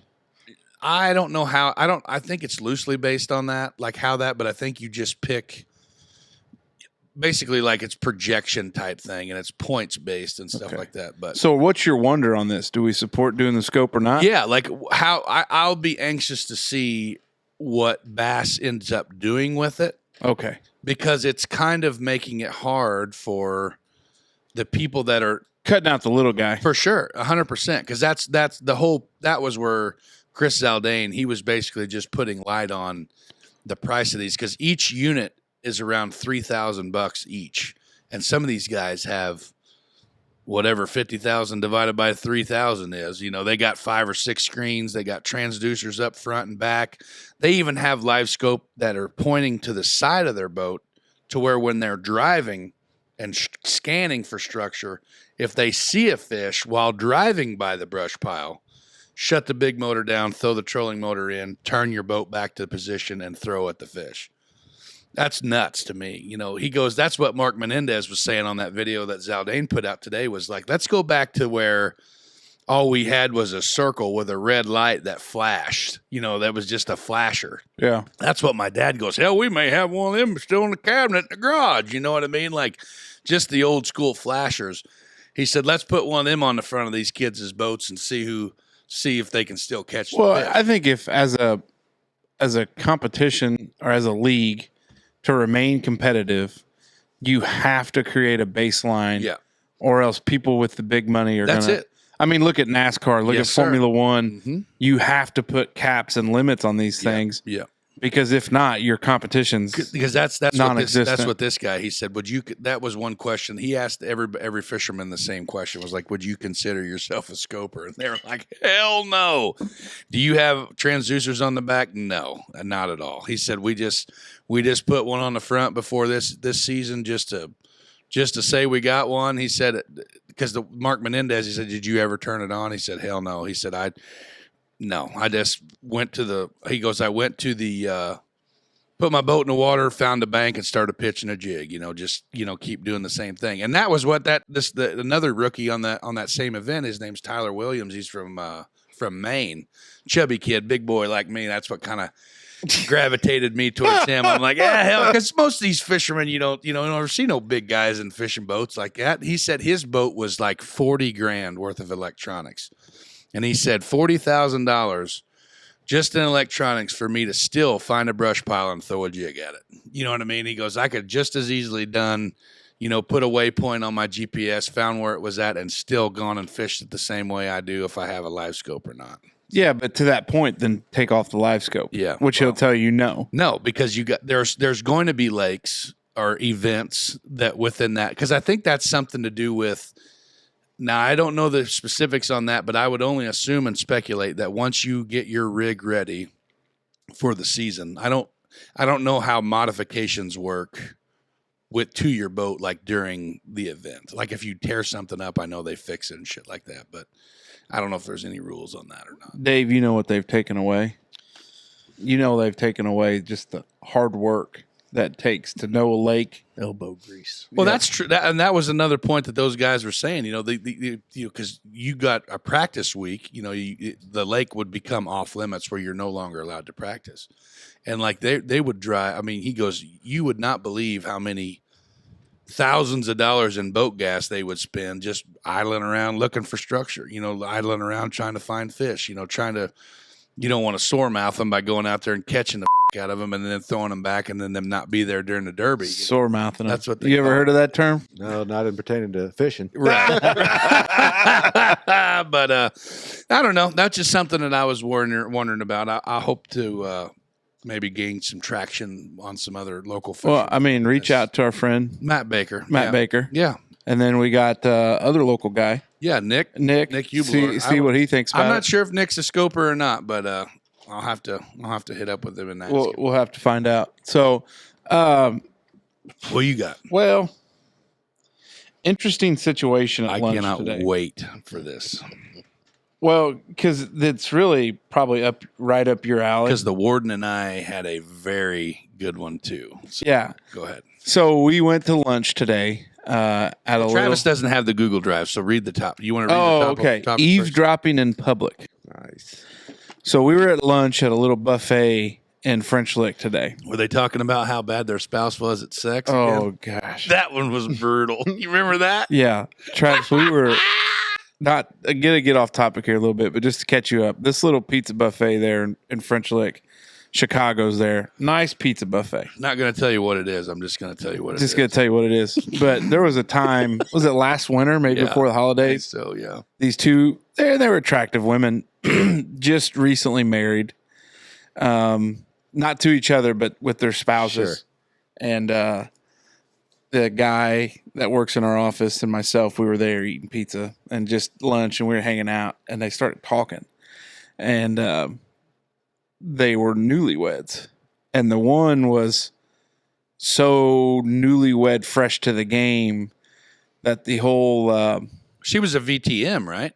Isn't that what she was alluding to? yeah, she was. She was losing her virginity on her wedding night. Virgin till marriage. Yeah. Until marriage. Yeah. TM, gotcha. So she was talking about now post being married for a little bit, Okay. how it's just not working out very well. Yeah. And her And friend, they were going into such detail about talking about like the tools that they were using personally to pleasure themselves. hope they help out That there. he's listening to this whole thing while just trying to enjoy his pizza at lunch. and the gentleman that works in our office is gay, and so it was wild because it's me, married heterosexual, and him, and like A and we were straight just- male and a gay male, sitting there together eating pizza, stuffing our faces with which pizza. is awesome, by the way. But so this place is just like a gold mine. And that poor girl, she was like, "Well, you know, what are you gonna do? Like, you guys?" He's like, "I don't know. We're trying to figure it out." And it's just now there's anxiety about it and all this other stuff. He's in his own head. Oh God! And so, because the other girl, I think, had maybe some experiences, or maybe her husband had some experience and she didn't. Yeah. And he was able to kind of catch her up to speed, Bring and her they up were to able to speed, make it yeah, work. yeah. But this poor girl, like, Old dog treat you. I treating almo- you new tricks here. I almost wanted to tell her, you know, at the time, just like, give him one of them little blue pills. Yep. Yeah. He's going to get in an erection that he can't do nothing about. Yeah. Yep. And you guys just figure it out. Gonna need a tire tool to get that Yeah. rubber on. Yeah. Yep. So, but hopefully that's all worked out for them and they're still happily married, or, you know, whatever happens.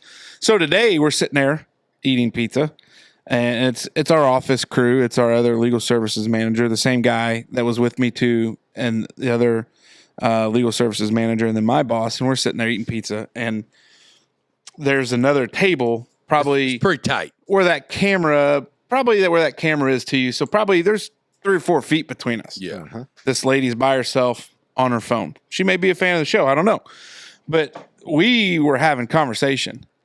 And next thing you know, it was like she was participating in it. Yeah. And so we were sitting there, we were talking about it, and one of them came back. It's like, That would've no fresh up there, no fresh pizza up there. And I was like, well, shit, you know, I guess I'll wait, whatever. And so it wasn't a little bit later. I hate when that happens, you know, where you fall into that point. But they just brought some fresh up there. So you know, she's trying to chime in. yeah, From so across. she's in it. So that's the first time, and then the second time we were sitting there talking about,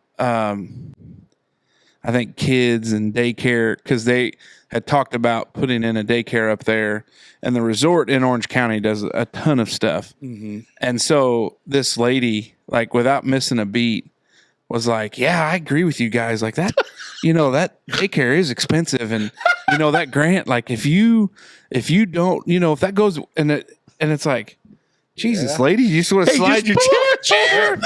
That's the only move, right? So then the next thing, so then there was another instance where the two came back with dessert pizza, and next thing I know, bitch sits down. She's like, "Oh, they got fresh dessert people. This is good. You're gonna want to go up there and get you something." No, Because we had just talked about it, and it was like, okay, so every Unbelievable. time he talks about this topic, it's always the common denominator is the pizza buffet, right? yeah, So my wife, so the first time we talked a little bit about this stuff was about, like he said, the sex story come out, and then I told a story about a restaurant that my wife and I were on a date with that it was super packed, and they kind of set us in the bar area, and literally our shoulders were damn near brushing with the table. it's a spot where you can get German food. Yeah. in Du Bois County. German food, We're not right? gonna. We're not So- gonna name so it. they get this appetizer and they're splitting this appetizer and it comes down to like one left.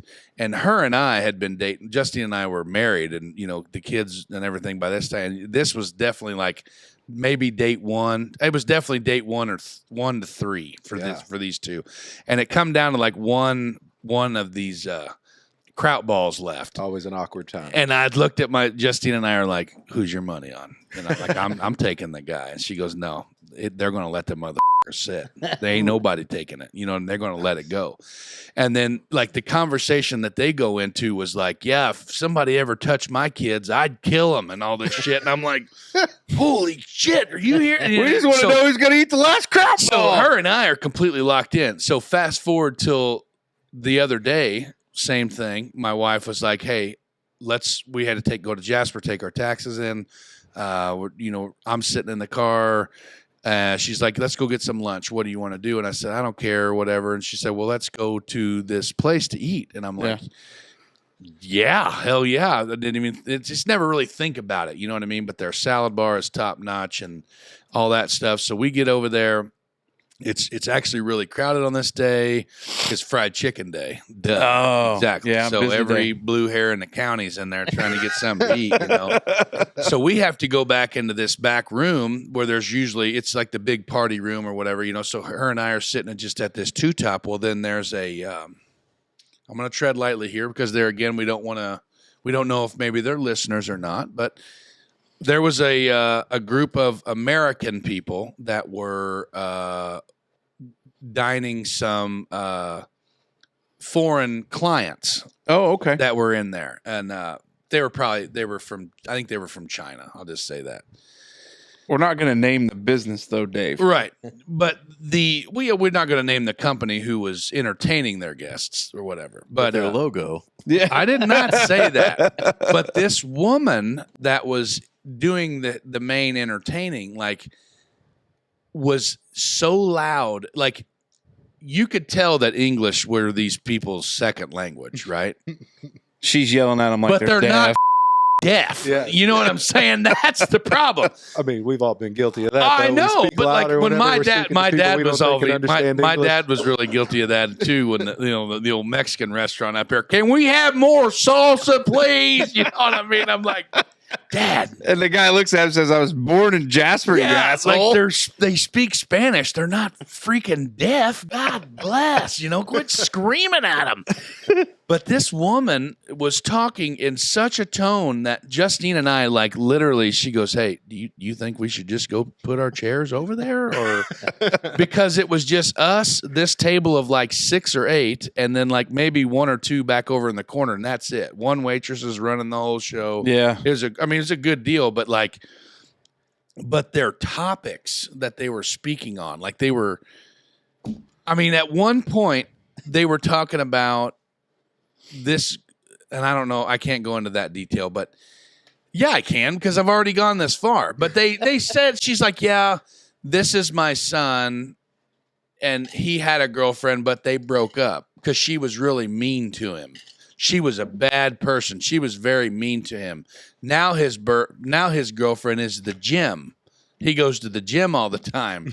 And this lady, the Asian person, was saying, which I'm not going to try to mimic their Oh, he was going their to. accent. But He it's was like, going to. was he sad? You know what I mean? Was he very sad? And then yeah, and then this whole, like, they're from China and they're eating food at this place, and they're talking about her boyfriend, her son's girlfriend, who must have been a total bitch to her Yeah. son. And then they go into talking about, like, what they do for holidays and everything, which I feel like that's, pertinent conversation, the difference between what they do in Hong Kong, China for New Year's, because they said that the Chinese New Year this year was lit AF because they lifted the communist government finally lifted the ban on fireworks. So like there for the longest time, they had like super, super stringent restrictions on fireworks. And now it's Katie bar the door, like any. So where every other firework that is used by every red-blooded American. Yeah. Yeah, that's what I was thinking. All comes from China. Most of them, they can't shoot them there, but now they can. Well, good for them. Then that guy. That's what, hey, you know what? That is a slippery slope because next thing you know, those farmers There we go. and in those villages will be that's Vietnam. taking up. They don't farm rice in China. Yeah, they do. Do they? Yeah. I think all over. Huh? No, you can't cut this part China's out. so big; they got wetlands. That's For sure. Yeah. But then they got into You don't talking. think they rice in China? David, I wish you would speak more and really keep me reeled in here. But then they go into talking about like animals that eat their own young. Oh, Jesus. And we're sitting here at lunch like, my wife's looking at me You're going to be and busy with the and F-bombs there, Dave. she's like, are you Just again. are you hearing this? Yeah. You know what I mean? And I'm like, I am hearing this. That's a tough spot. And we get to, of course, we can't really comment because they're sitting, right here by the pool table, right behind us. We get to the car and Justine looked at me and she's like, "What a wild lunch! Like that is wild." You know what I mean? That was, You ever had a eavesdropping situation? oh, Whether God, you've you done the got eavesdropping that. or Man, I'm sure there have been other ones that are way funnier, but I remember one time whenever I was by myself traveling through someplace around Indianapolis, and I stopped in at Steak and Shake, and I just sat there at the little 3 bar stools Yeah. right up there at the counter, Yeah, and I heard this little old lady haggling and just super confused because she was sure she had like $5.75 left on this gift card, and she only had like $2.20 on his gift card. And this went on 3 different managers up at the front there just trying to explain to this young lady, no, you still owe us like $1.75. For like 20 minutes this went on while I'm sitting there waiting on my food and I eating. love it. But you'd I'm sure almost there's just been other offer up ones. to pay just so she just shuts up and go like, Oh, here, I got it. I got it. After like 5 or 6 minutes, I started like live tweeting the thing, trying to get people. At what point do I just say, "Lady, I got your $1.75. Just let me Exactly. please take care of this Yeah. for you." Dave, what about you? Man, I can't think of any real funny ones. Seems like most of my eavesdropping in public now is being sure my kids aren't Yeah. handing some bullshit. Mm-hmm. Gosh, I just can't think of any good one. It's always fun when you can stumble upon them though. I just love when it's like you and your wife or whatever, and you hear that, and it's kind of like you both just kind of give each other the look. It's like, did you hear that? I heard that too. It was because she usually gives me shit because I do have ADD. I'm ADD as hell, like we all know that. And there's a lot of times where she'll be like, "Hey, which table are you sitting at? You sitting over here? Or you sitting over there?" Because I'm a huge people watcher. But at this instance, she was fully invested too because it was like, this is gold. Like this is unreal. I love it when you're out in public with your wife, like let's say you're out on a date or something, and you hear another couple like talking about their struggles, and you're like, "See, we don't have it that bad. We're not that freaking crazy. Like, I don't bitch about whatever's going on that bad." I think eavesdropping in public and people watching are definitely two in the same. I think that's why I don't eavesdrop. I tend to get more of a kick out of watching people I can't hear. Oh, Try yeah. to Yeah, imagine what the hell they're talking about. exactly. Strassenfest is high target rich environment for people. Oh, Yeah, God, oh, yeah. yes. The mall, Any of those kind Rural of King, yeah, all of it. strip clubs, casinos. Good deal there, yeah. Dave, what you Yeah. got, man? All right. We kind of hit on this last week, but we didn't go into depth on it. But what is something that everybody seems to love, but you just can't get behind? Tiramisu. I had this thought the other day. Who the hell? No, tiramisu is a dessert. Tiramisu? And Or that's is what it tiramisu? How do you say Tiramisu? it? I don't know how to say it. Tiramisu. Oh, Okay. it's like a dessert thing. No, If you're from like Kentucky, basically like me.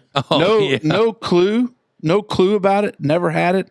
Don't know what it is, but you hear people talk about it all the time, and I just can't get behind it because I don't know what the hell it is. It ain't that good. Okay, well, see, that saves me on it. What's yours deal? Oh yeah, yeah. Okay. Oh, it's one word even. Yeah. Tiramisu. T-E-R-I-M. Tiramisu. Pudding cup, isn't it? It's an Italian dessert made of pudding lady cup. fingers, Lady dipped in fingers. coffee, layered with a mixture of whipped eggs, sugar, and mascarpone flavor. I don't know, man. It sounds way too rich for me. But anyway, I don't. What? So what prompted this? I believe it was our choice cut questions last week. There was a question about AC/DC. Oh, yeah. And Are I you an just- AC/DC guy? Sure, we went and saw the AC/DC Oh, cover God. band down at Lincoln Amphitheater this past summer. It was a blast. That place is a cool place to watch a show. By It is. Yeah. We spend a lot of time down there. Yep. it's We've fun. got a Bon Jovi tribute band coming up Hell yeah. April. Fist pumping. Yeah. So 100%. I'm glad that you brought this up, and I'm glad that you jogged my memory. But like, I can think of maybe 5 AC/DC songs. I was trying to think of it before we started tonight, just because I knew we were going to talk about it. For Whom the Bell Tolls. Highway to Hell. For Whom the Bell? Wasn't that Metallica? Oh, yeah, that was Metallica. Bless. That tells you how much I got. Smartest guy on the show here, ladies and gentlemen. I Uh, have big balls. Yeah, I love that because Hot it was for teacher. funny. Thunderstruck. Yeah. Hot for teacher. Isn't that it? no, Hot for Teachers. That's Van not Halen. AC. Never ACD. mind. That's not ACDC either. See, this is what I think. I think nobody likes ACD. Back in Black. but Yeah, it's just so popular. Let that rip. Back in Black. But that's what I'm saying. But they say people say that they're probably one of the most iconic rock and roll bands of the world. It's and I'm just like, because they just been around forever. I know, but Jesus Christ, I could think of so many other bands. Like, I think another bold statement for me to make that I can't get behind 100%.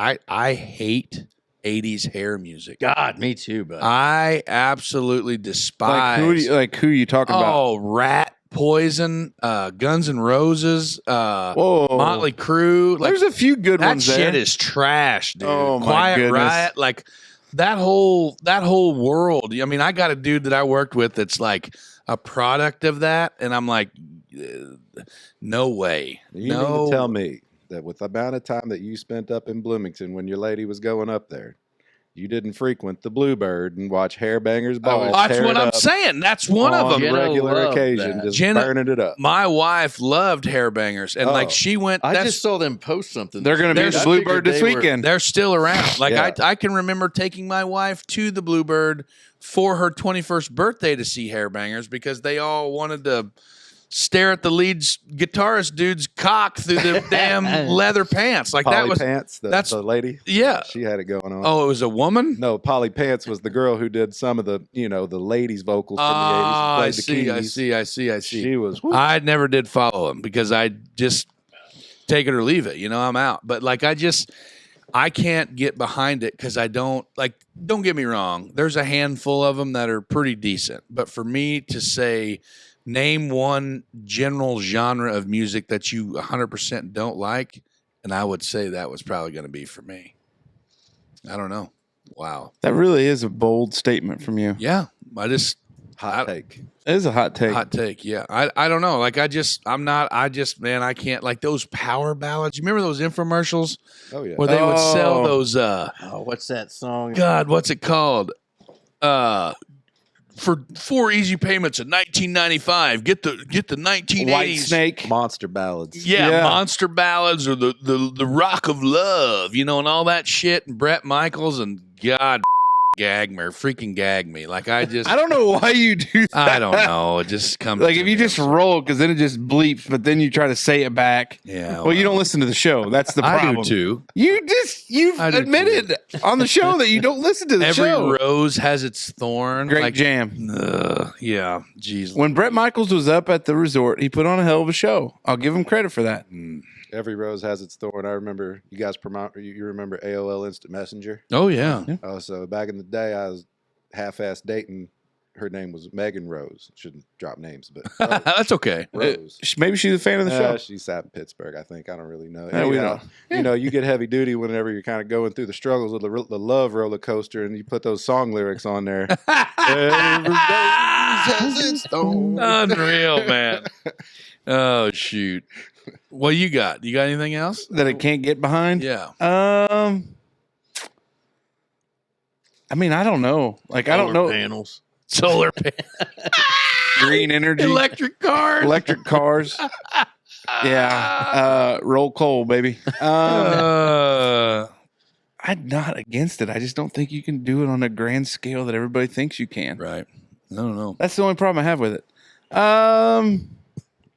I can't get behind some of the narratives that come up, like the NFL's rigged. Like, you hear people talk about it, Right. and like it makes for good fodder for these talking heads to just talk about all the time. Like, oh, NFL scripted.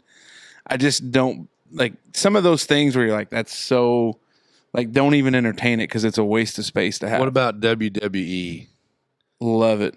Can't get behind that either. You can't get behind WWE? No. There was a time when it was must-see TV, but now The Attitude Era. When you had Attitude Stone Era. Cold, I'm out. My when that Monday night sound was- clip hits, oh, fire. I have one of my best buddies still to this day that like sets his DVR to record it It's hard to watch for me now. Though. and watches it. Yeah, it's tough because they Like Monday Night Raw and I guess what's the other one? It's been so long. SmackDown. Yeah. Back in the day, they had Monday Night Nitro. yeah, all the that stuff. WCW and ECW.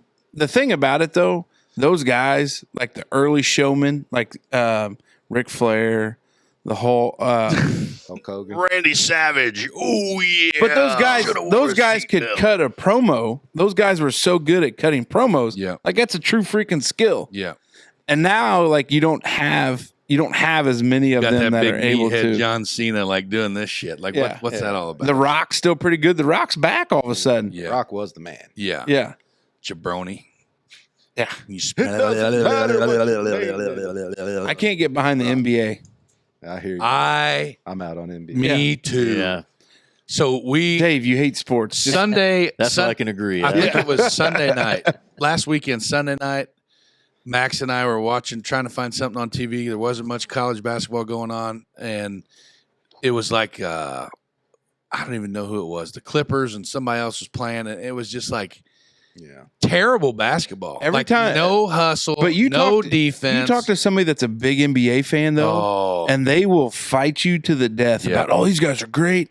They're awesome. They're just great shooters. It's like they don't play defense. no. I mean, those guys are amazing, right? Right. But how hard are they trying? You know what I mean? It's not a good product at the moment. We think, I always thought. I like, can't get like the officiating. Oh. I don't understand like they won't call a foul on something, and then there's like a little touch foul out on the Yeah. out on like 3-point line, ticky tack. and then they'll call it, and you're like, I think they should put win incentives on their contracts. Like, I think you would see more intense NBA basketball play if they would put win incentives on. playing 82 freaking games is That's stupid. insane. That's the longest season in the world. It takes forever. The playoffs take like 2 months. Well, just think about it. They don't get done till June, Yeah. July. I can't get behind sports. Yeah, and that's fine. That is totally fine, David. That's I get A-okay. it. I get We're it. good. Totally get it. I can't get behind energy drinks. Hey, The good smell one. of them, I don't even like. I don't get into that. Like I said, don't really do coffee. I drink know. lots of black coffee. Hey, what about this new? Have you heard about mud water? No. Have you seen that? It's like it's not even coffee. It's well, like it's just like a mushroom juice. like a mushroom elixir type thing that it's like it comes in a powder and then you put it in water and like blend it up or mix it up or whatever. And they say that there's no crash, constant energy, helps with cognitive support. Like, I don't know. I if it wasn't like super expensive, I might try to buy it. But John, our friend John from the Gaslight, that's what he was drinking that morning was a mushroom coffee or drink or whatever you would say. Oh, that's right. He was hot wasn't he? beverage. He said Yeah. he made the switch from coffee to this another like mushroom. It said like lion's mane. Mhm. Was it chaga? Is it chaga? I'm not Man, sure. there's like 8 of them. I know there's a whole bunch of those mushrooms that they have like cognitive support benefits and all kinds of other shit. But Nootropics. yeah, I guess that's what it Yeah, said. they can't watch TikTok without 4 or 5 those ads. Or Alpha Brain, Joe Rogan's wow. Alpha Brain, and all that stuff. I think that's the thing. That's Mudwater's big catch was the guy gets called into HR and says, "Are you on shrooms today?" or some shit like that, and it's like, "Drink Mudwater. You can go to work on shrooms," but it's not obviously. Yeah, there's no psychotropic deals there, but anyway, I don't know. That's pretty wild. Dave, you got anything else you can't get behind? Not off the top of my head. Just the one AC/DC In sports. and sports. Yeah. Yeah. I can't get behind the inflation at the grocery store. Oh. It's hard to get a bag or a cart full of groceries, man. Oh. Yeah. I went shopping on Wednesday, and I'd say we spent probably $500. Oh no, this was a Sam's and Meyer trip combo. $1,000 bill. We were pretty close. Yeah. But it'll stretch us a month. Yeah. We can't get out of Even Sam's. at the big box, those big places where you get the bulk discounts, you're still. Yeah. And even a place like Ruler up in Jasper, Yeah. thing with like the That's a good Bofa spot. or whatever. You used to be able to get in there full cart. You're out the door $140. No. Not There's happening no way. anymore. No way. I think my dad and I were having the conversation on our way to Bass Pro the other day was about like I think the total inflation rate isn't like 31% or it's astronomical right now. They say that, but like everything costs like 300% that I buy. Yeah. Right. Yeah. Well, and that's what. Here's one thing I can't get behind, like women that don't like shave armpits and legs, and the Amazonian look bothers me. Is that something that other people are into though? I thought that was part of the. That I guess some people inflation, are. Nobody's down for that either. Some people are. I can't handle it. Not into that. It's just not my cup of tea. Nah. If I went to go grab my wife's leg and it was as hairy as mine, Oh boy. that's. Of course, here I am, a foot doctor. I've seen some Oh yeah, you've probably seen some exceptionally stuff. gross Weird, things. man. But hey, you know one thing that I can't get behind that we forgot. What's that? I can't get behind an episode without going over the 3 big things for the week of January for the week. Yeah, I don't disagree, and we're gonna do it after Travis gives us his wonder. Oh, did you have one? Did you come up with a topic? Did you come up with something that you wanted to talk about? it's not a topic, but you guys were talking about a question. I came up with kind of a basic ass question. Okay. You guys can put some thought into. There we go. I'm pretty sure you may have heard this before, but I am curious. You know, how if you're on death row and you're getting ready to get the chair or whatever, you get a last meal. Oh, yeah. So you Yeah. can say, restaurant, home cooked, anything you've ever had, anything you can come up with on Right. the fly. What do you got? Tiramisu. So we so we talked. We've kind of hit around on this before. I think Yeah. it came in as a choice cut before. I think. Yeah. But I don't know, man. I think I'm so torn between either number one, like I can't do one, and I'll give you like a top 3. That works. So number one, hands down, without a doubt, is probably going to be a big old piping hot plate of hot wings. Hot wing. Yeah, whether they're boneless or bone in, whatever, I don't give a damn. Hot wings is probably going to be number one. You really don't have a strong preference between boneless and bone in? Yes, it's situational. We've talked about this several times. What about you? Where are you at on that? Ooh. I've went through a long phase of boneless, but now I'm bone in guy. Any place? I shouldn't say that. I guess it does matter. Situational. Yeah. That's where we're all at. I guess I'm thinking like elite level. I probably prefer the bone in at this point in my life. And that's true. I mean, I get that, but like there's certain places that we would go to where I wouldn't even entertain the faintest idea of getting their bone-in wings. Sure. Strictly on visual appearance. Yeah. At, That guy's chowing down wing. yeah, like not a chance. You know what I mean? Like if I'm going out with my wife on a date or something, I'm probably not going to get a pile of bone-in wings. But if we're out, Some bitch got buffalo sauce clear but his if ears. we're going to like Hooters or something, hanging out with the boys, 100%. Like When was Hooters. the last time you were at Hooters? It's been forever, Yeah. ages, But like anyway, okay. So number one is going to be wings. Number 2 is hands down going to be homemade taco salad, Nice. beef, like white people taco salad, like lettuce, cheese, sour cream, Mixed with tomatoes. some Doritos. Yeah, some tortilla chips crunched up in the bottom, some pickled jalapenos, Cholula, the whole works.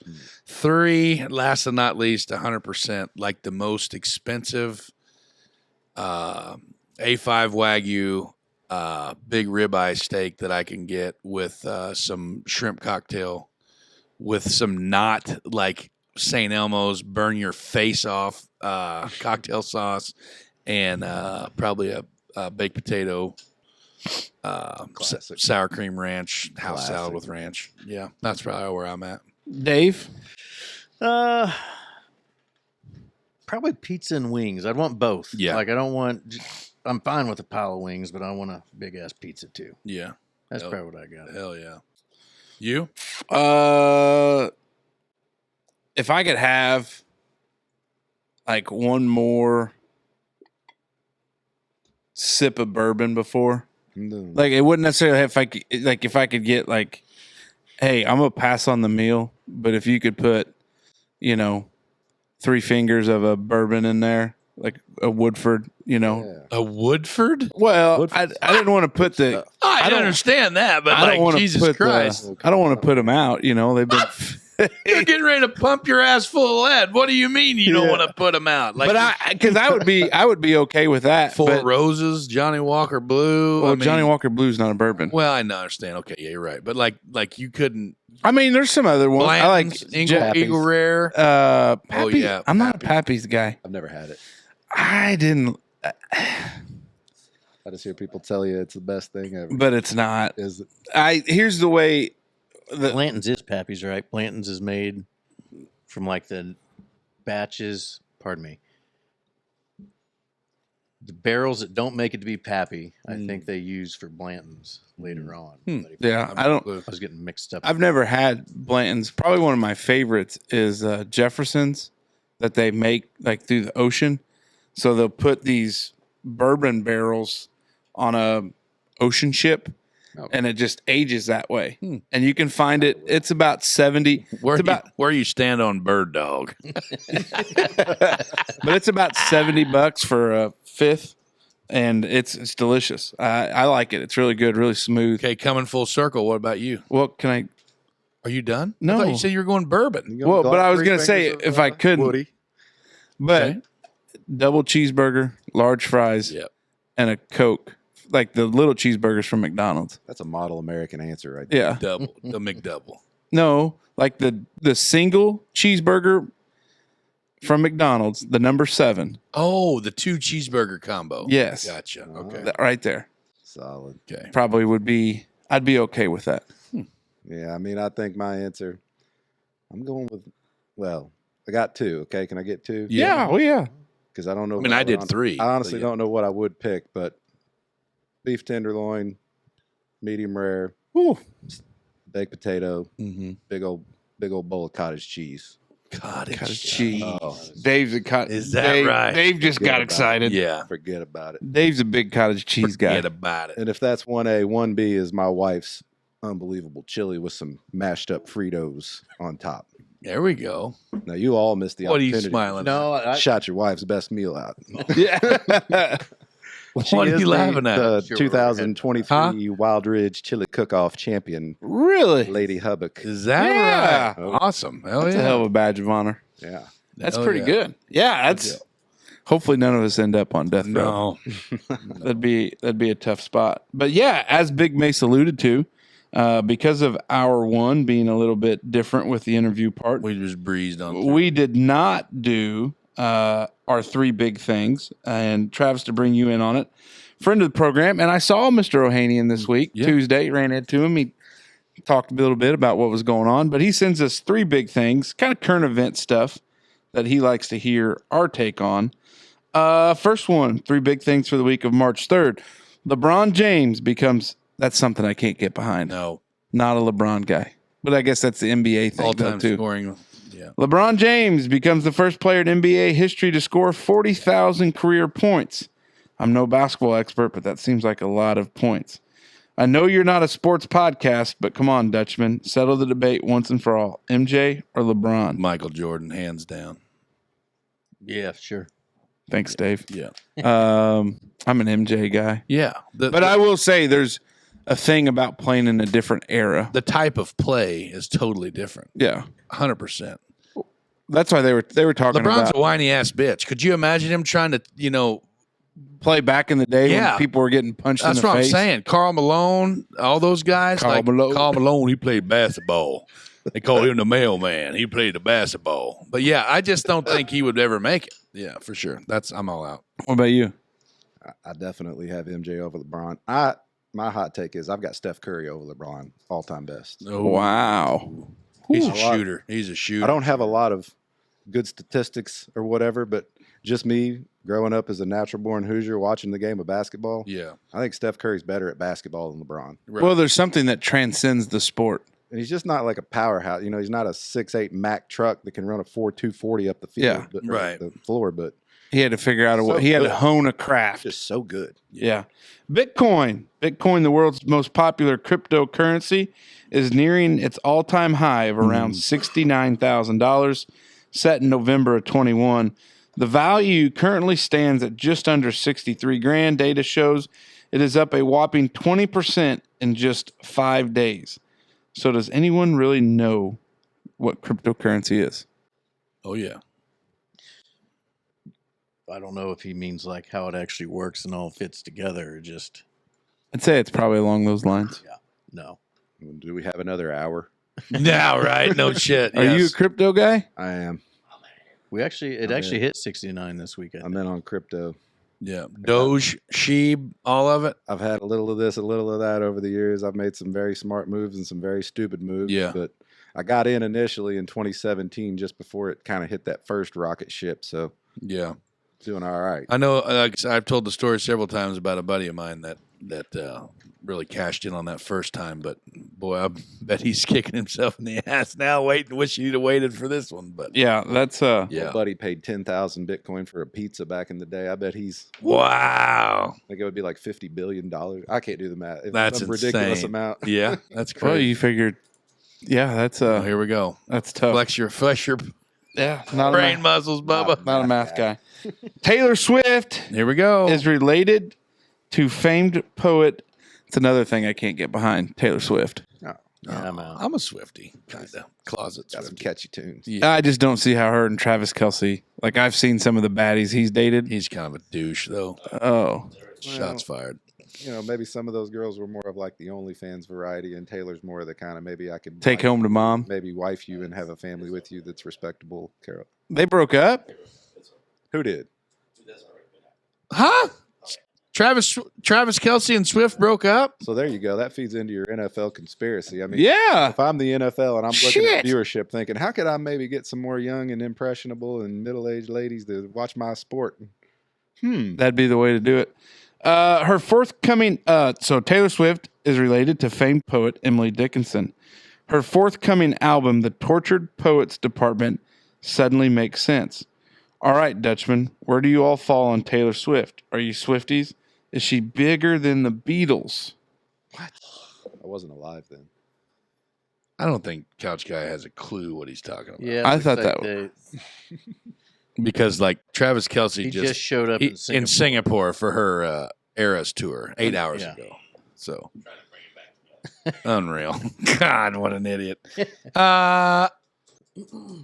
Yeah, I don't know. I'm with old Doc over there. I think she's got a couple catchy tunes, but other than that, I don't know that I can say she's bigger than the Beatles, though. Like, Beatles are around way before my time, but I still know lots of their songs. right. Way more than Taylor Swift's, and lots of people have covered their songs. And I feel like they had an impact on a lot of people that you do listen to Right. in their style of music. And I don't know that Taylor Swift has been inspiring, like, Or influential. yeah, and maybe she will be. Yeah. But I think We just haven't seen it yet, maybe. yeah, but that'd have to be a pretty big impact, I think, Right. to beat out the Beatles. It's a different time. You know, there's a lot of competition for your ear holes and eyeballs these days. Oh, yeah. You know, back in the day when the Beatles mania was happening, that was like pretty much. I mean, Taylor Swift took over the internet and Yeah. media pretty good herself. That's a legit question. Yeah. Good one. All right. Here we go. Here we go. So we asked for and we received. We got some? We needed some more choice cut questions, and we also needed Some Dear Dutchmen. some Dear Dutchmans or People's Wonder. People's Wonder. Yeah. We've got some Dear Dutchmans. Good. And this is going to play right into Dave's hand. Just perfect. It's almost serendipitous. Dear Dutchman, I wonder if you can help me understand the value of sports. No one in my family, male or female, is competitive or involved. I tune into collegiate or professional sports in the final stages, like March Madness or the Super Bowl, but I think it must be exciting and fun since there are so many fans. I'm guessing it's about being part of a team. What other appeals are there for participants and spectators? Signed, apathetic, but interested. Wow. Well, I think there's there's just a competitive nature to everyone, to a certain extent, like, do you ever get in like a drag race with anybody back in your high school days in your car? Like that competitiveness. I think that's kind of like, for me, it was always just sports and, and it was for me growing up, my dad was a sports guy, this and that. And it was just something that you did, like we didn't have a choice. Yeah. We were going to play baseball. Yeah. You're going to play football. I got cut from basketball team in the 6th grade and that was awesome, and all this shit. Never had to play basketball or have anything to do with it again until my brother started playing. Same here. And, but for me, sports is like, it's a huge part of my life, because you look around and like I'm wearing 2-3 different sports clothing items. It's just it's a thing. Now, am I a super fan on any level? No, not a chance.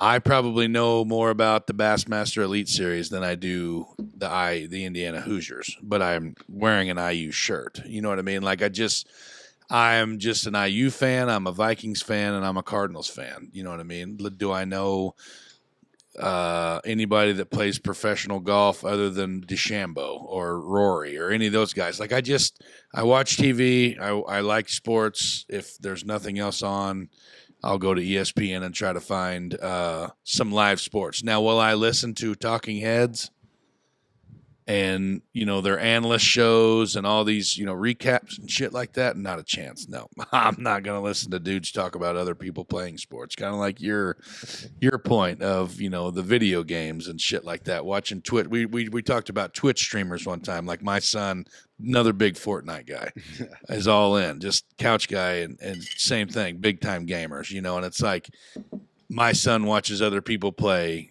Fortnite and I'm like, what are you doing? And David's like, it's kind of like you're watching a baseball game because you're watching somebody else play a sport. Yeah. You know what I mean? So he made a valid point, but I do get that. For me, sports is just a big part of my life. And I think it's just a worldly deal. Dave, you got anything? I have no clue what the drill to it is. It's been good for my kids, I guess. But I was going to say, you can't blanketly say that because you enjoy watching your kids play sports, right? Yeah, but I think the question was not why do you enjoy sports? It was why do people as a whole enjoy sports? Well, but help me understand the value of sports. Right.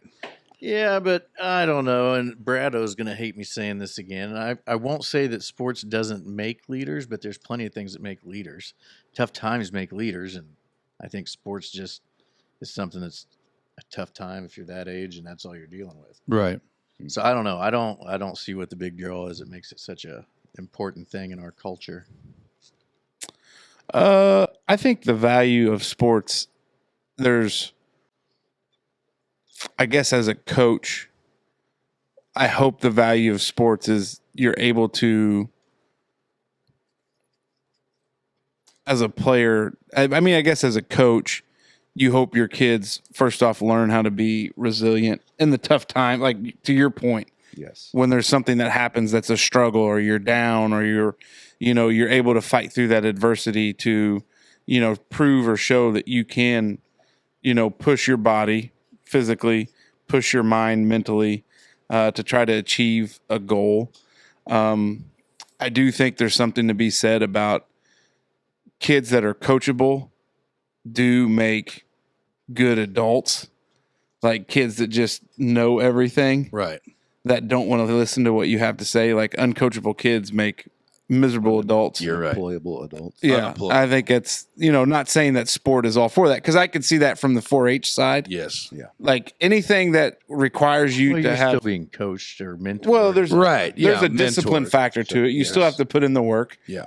So I hope that is the value. I mean, the part about being a part of a team, like to your point, Big Mace, like I'm a huge Chicago Cubs fan. Yeah.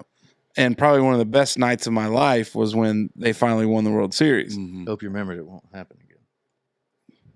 Oh my God. See, I mean, there's that thing. See, he doesn't like sports, but then he'll throw that kind of yeah, because chip his shot there. wife is a huge sports gal. Yeah. Yeah, she's, And I think like for I've me, got some Cardinals shirts. Yeah, you got a couple.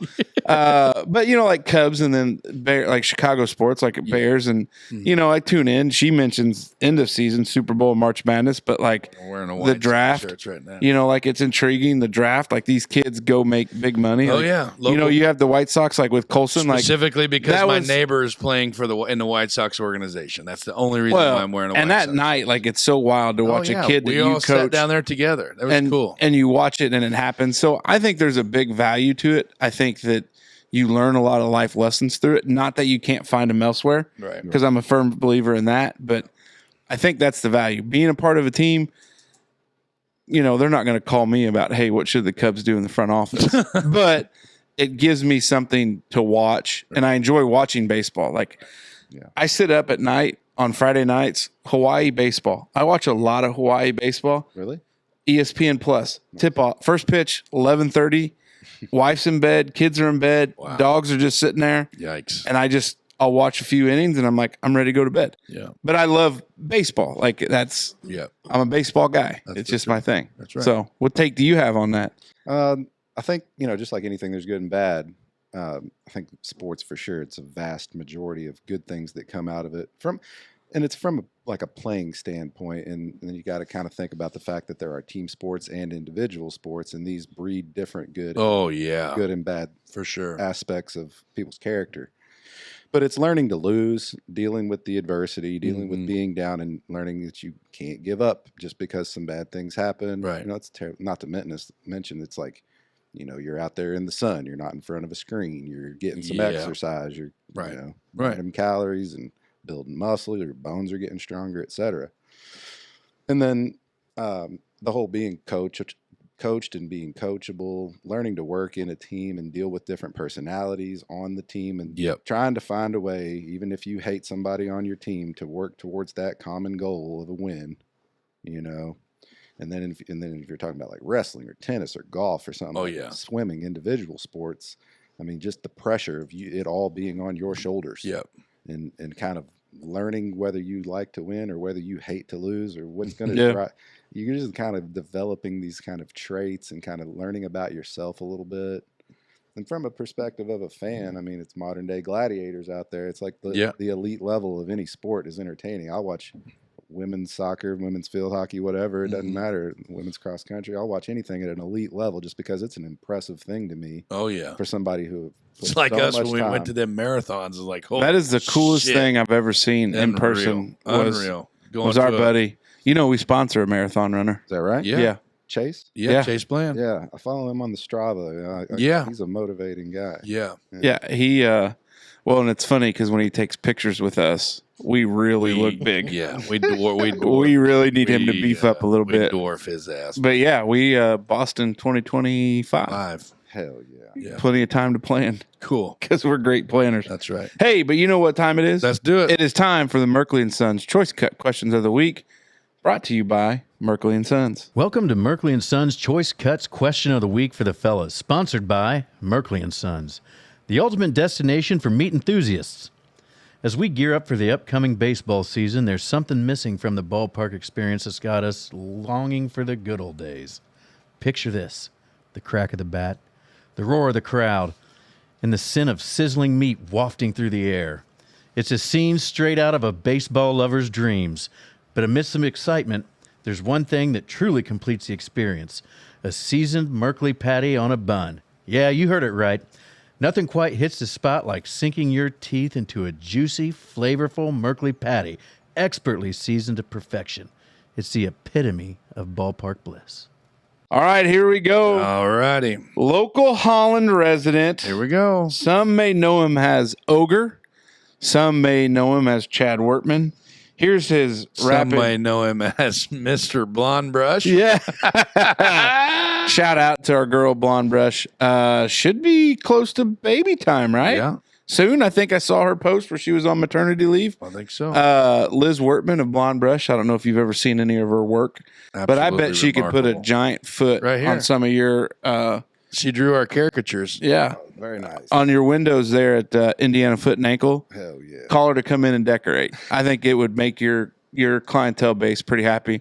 She's a sweetheart. We did an in-depth with her, and it was a great. You would think like it would be a unique interview, like maybe tough for us, but it was great. Like learned a lot about her and talked about St. Jude's because of their son having cancer and what that was like, and Robert's Rangers. I mean, it just a moment where you're just like, this is wild. You hear the statistics, you hear about how it happens to other people, but to sit down with somebody and they talk about it, like it's just crazy. First question, and we're gonna go around the room, Travis. So you'll be first. We'll go to Big Mace. These are rapid fires. So Okay. just either yes, no, one words, and move on. Yeah, and he calls these actual rapid fire. What's your favorite color? Black. Green. Wow, can we scratch that a little bit? Black. Why is that? I mean, why is that your favorite color? It's just strong. Oh, It's just solid. Hell yeah. Goes with everything. what would you say, Dave? Black. You too? Yeah. What'd you say? Green or orange. Color of money. I'm kind of a red guy. I like red. Old red chef. What is your lucky number? 13. 52. I don't have one. 6. What's your roulette number? You have any roulette numbers you play all the time? That red 18. I'll be damned. That's something. Who is your hero? Damn it. Man. Going with Michael Jordan. It's played out, but kind of the original. Big basketball guy. I don't know if I have one. My hero. I call everybody hero. What's up, hero? I've never heard you say that to anybody. It's an old mind thing. Say it to everybody. Yeah. No, you don't. You're full of shit. I don't know, man. It's tough. I don't know. My dad. I'll just say that. My dad. That'll make him happy. My dad, too. My dad. Yeah. You guys are gonna make fun of me, but probably my wife. Yeah. Solid answer, man. Yeah, she's pretty That's great. pretty on top of things. Damn. Now I got to say my wife, too. Well, neither one of your wives listen to the freaking show. Well, I know, but Jenna does. I will say probably always was something to it, but after my mom passed, seeing how my dad has responded and carried on, it's unbelievable. Absolutely. Unbelievable. What's your favorite body part? Now, he doesn't say whether it's on you or maybe the opposite sex. He just says your favorite body part. And we have a podiatrist. yeah. If you say feet, like that's a just bullshit weird. answer. Basic, right? Yeah. That goes back to the very thing you just. My favorite Well, body. you gonna let him answer? Yeah, Did he go first? I got Yeah, last time. Yeah. Oh, go ahead. Can I say lips? Ooh, Oh, nice.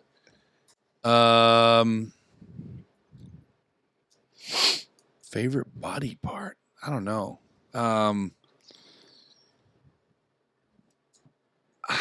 I'm a boob guy, I guess. I don't know. Is that what you say? Boobs? I don't know. Yeah. For like I don't know. Well, now I don't know how in the hell I'm supposed to take the question. I don't either. Is it my own body part or what's just a body your part that you favorite find- body part? So I would only assume he was referring to us, like our favorite body part. I don't think so. No? I think Okay. it can be All whatever right, I'm you a want. boob guy. Yep.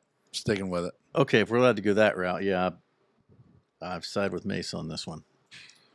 Oh, you're not going to say it. Chicken shit. A big old rack. See that tit?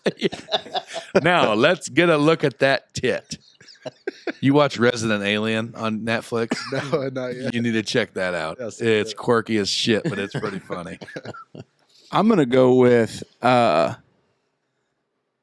legs I was gonna say. attached to a tuchus. Yeah, I was gonna say. That's where I live. Big leg guy. I married a tall blonde. Yeah, long-legged. Legged Out kicked his coverage for sure. Yeah. Way to go. Well, she thought there was lawyer money there, but got you good. Who was your most intimidating coach Oh, / instructor? he just wanted us to hear it. Yeah, go ahead.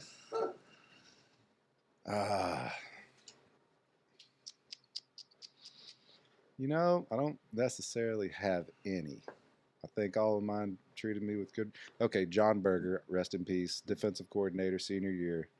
And he wasn't more of an intimidating coach. He was a very intimidating history teacher, however, but that did sometimes translate onto the field when we were not behaving.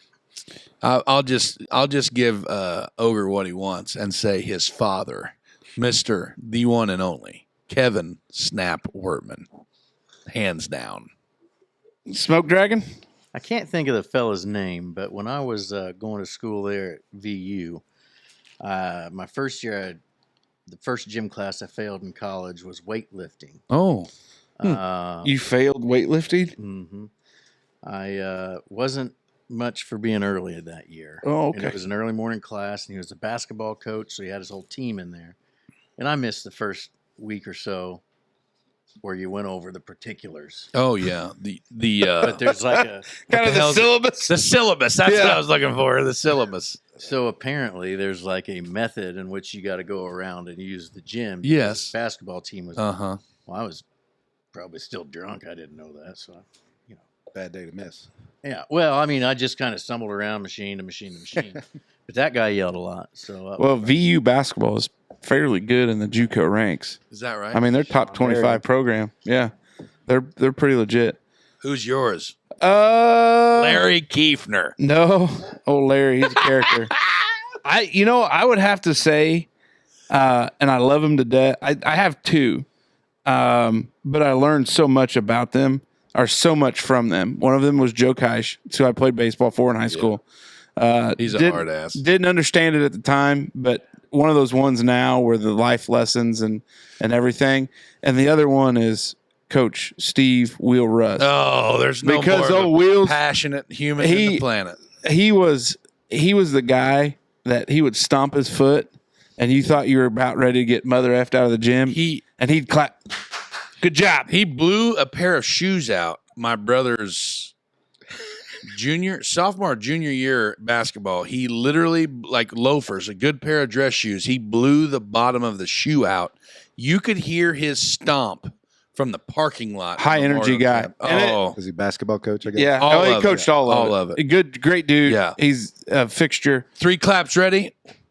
And then he'd say, Black Cloud D up. And then we'd all, Black Cloud D up. And like he was our defensive line coach, and he was this big. Awesome. He's like 240 years old now, and he runs He was a bet big he- guy. I bet and he then he runs started one day. kind of He just started running. Yeah. And he started 3 miles a day. That day I decided to go for a little run, and I bet he runs 40 miles a week. I don't know, probably not so much now since he's on the varsity basketball coaching staff, but he runs a shit ton. What's your favorite perfect daily temperature? Oh God, 75 and no humidity. Will you let Travis answer? Oh, I'm so out of freaking sorts. We got an extra guy in the house. Sorry. Go ahead. Oh my gosh. Don't ever do that voice. It was kind of I know. feeling some Cringy. Yeah, go ahead. You're welcome. It's you pretty hit it right on the money. It's got to be that 72, 73, Oh. sunny, partly cloudy. No, Partly cloudy. Well, sunny, not full partly. sun. I get Little it. clouds Got to rolling have through. some clouds coming in every once in a while. Right. No breeze. Yeah. Perfect. Smoke Dragon. Yeah, I'd say low 70s is where I'm at. Mm-hmm. Maybe overcast now because of the face cancer. Yeah. Needed to be a little shady. Yeah. Yeah. You are shady. I'd probably be in that range. Upper 60s, low 70s. Mm-hmm. Maybe a slight breeze if it was sunny out. But then again, if we're gonna go no humidity, I could probably tolerate low 80s just so the kids can swim. that dry heat. Well, that's why I It's a paused, dry 'cause heat, I about said know. with the pool, 80 degrees. Yeah. Okay. You can't beat a nice fall, 65 Oh, hoodie weather. Jesus Yeah. Fire, Christ. get a little bit closer Yeah. to 59. we're at night. pro fall. We're pro fall Yeah. people. Get a campfire weather. Yeah. Oh yeah. You'll have to come out 10:25 one night. Yeah, or down here below the hill and go to the meth, Yeah. meth No kettle. meth kettle. In the words of the immortal Doc Holliday, say when. Yeah. Yeah. If you could be president, would you be? Absolutely not. Not a chance. No. Yeah, there's no way. Do you believe in Helen Keller? That's not on the list. I know, but I wanted to see what he had to say. Smokes out on Helen Keller. Is there a I don't- conspiracy that Helen She's a Keller farce. is fake? Yeah. The huge. I I've not have heard one. this. Well, I don't know. We'll go into it. I mean, I don't understand. Not very how many you people could, have. like learn some things that she. I guess purportedly I learned. just don't buy into how you can't hear, you can't see. I don't get it. So how with no inputs, how can you learn and do anything more than just memory type tasks like the dog sitting there rolling over? So I think she probably was alive, but I think she's probably born to wealthy people, and it was just a. Well, but she didn't go. But she didn't go completely blind, deaf, and dumb until. she didn't go dumb. Sorry, not the dumb part. She didn't go blind and deaf until she was how 20 something, or 18. Was it? What? No, Oh, I think she was no. like 6 or 7. Yeah. She got some kind There of was infection. Some sensory input at Yeah. some point. Yeah. Okay. Yeah. This is a topic that we dove into in the Wondering Dutchman episode 1, take 1, that will live in the bowels of the internet forever. Yeah, because it wasn't just the opinion I had; it was mine. Or if It you was sign a your- It was non-disclosure, your, or if you sign a non-disclosure, we'll let you watch it. yeah. Can I come sit with Couch Guy for a show? Yes. Yes. There we go. All right. Thank you, Chad. We appreciate the questions. Always great to have some good old rapid fires. And now it's come time. It's unfortunate, but like all good things, they must come to an end. It is now time for the last pass. And Travis, that's where we just kind of wrap this all up in a bow. Any final thoughts probably would be what it is. And our last pass is brought to you by Hopf Outdoor Power. The Last Pass is proudly sponsored by Hopf Outdoor Power. As March unfolds, signaling the arrival of warmer days and sunnier skies, we bid farewell to the snow and embrace the promise of a vibrant spring season. And with it comes a new set of tasks: mowing grass, trimming around the house, and nurturing our outdoor spaces to perfection. But fret not, dear homeowner, for the solution to all of your lawn care needs await you at Hopf Outdoor Power. Why waste precious time scouring for deals when you can trust the best in the business to handle your outdoor power equipment requirements? Whether you're in the market for a reliable Cub Cadet or a powerful Kubota mowing machine, Hopf Outdoor Power has you covered. So why wait? Visit the fellows at Hopf Outdoor Power today and let us help you turn your lawn dreams into reality. All right. Thank you to our friends at Hopf Outdoor Power. We are very close, gentlemen, to the mowing season. Yeah, buddy. Be time to fire up the old Kubota and get out there and cut some grass, Get smoke dragon. ready to head over there for their spring sales event, which Oh. we are going to be a part of again, as far as I know. So Seen a nice little old lady mowing her grass on what looked to be a brand new Cub Cadet. Probably one of our friends over there. Wow. Can only hope But so. just today on the way home from work. Let's go. Travis, what you got? Oh, nothing. Mace, behave yourself so I don't have to hear about you complaining next episode about Right. that foot. right, appreciate that. Get that thing in the air. Get that ice on there, boy. Appreciate that. Are you going to send him a bill for that? Because that'd be funny. I don't think I've put it in yet, but oh yeah. But I appreciate the invitation to come on. Yeah. Hey, good hanging doors. out with you guys. Hopefully we'll hang out again. I think Cool, you man. probably. Yeah, you fit the bill. Yeah, you made the cut. Yeah. Appreciate it. But really, no. My final thought: jokes on you. This has not been recording the whole time, so it's going to be a complete waste of time. But no, yeah, for me, same thing, man. I just want to, say thanks for not only cutting that big ass Saving thing, his life. Big You ass- saved his life. big ass thing out of my foot, but giving me some, relief from the nerve pain and shit like that. But then also just being like, I think that's one cool thing about living in a smaller community like that and dealing with a practice, such as Indiana foot and ankle. It's like where bigger places like that, or not like that, but bigger cities, I could only imagine the personal experience that you get with, medical care is just, I could only imagine it not being there. You know what I mean? Like being able to communicate and schedule appointments. And although there was some scheduling issues in the beginning, but we worked through those. But I don't know, man, I'm just really fortunate I think we are really fortunate to live where we live and have, some awesome medical professionals, not only in our tight group here as the Dutchman, but like just our extended family, as well too, so.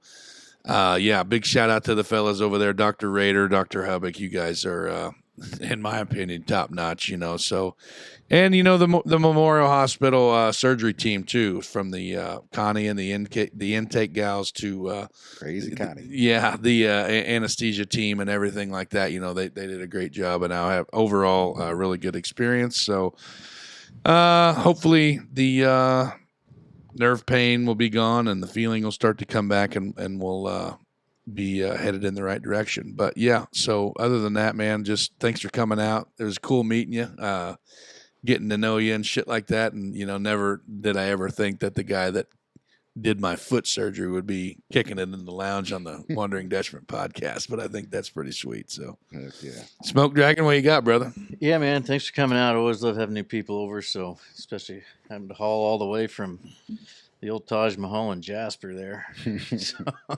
But back to smokerisms last week with my PSA. Yeah, okay. So, let me see here. I get to my notes now.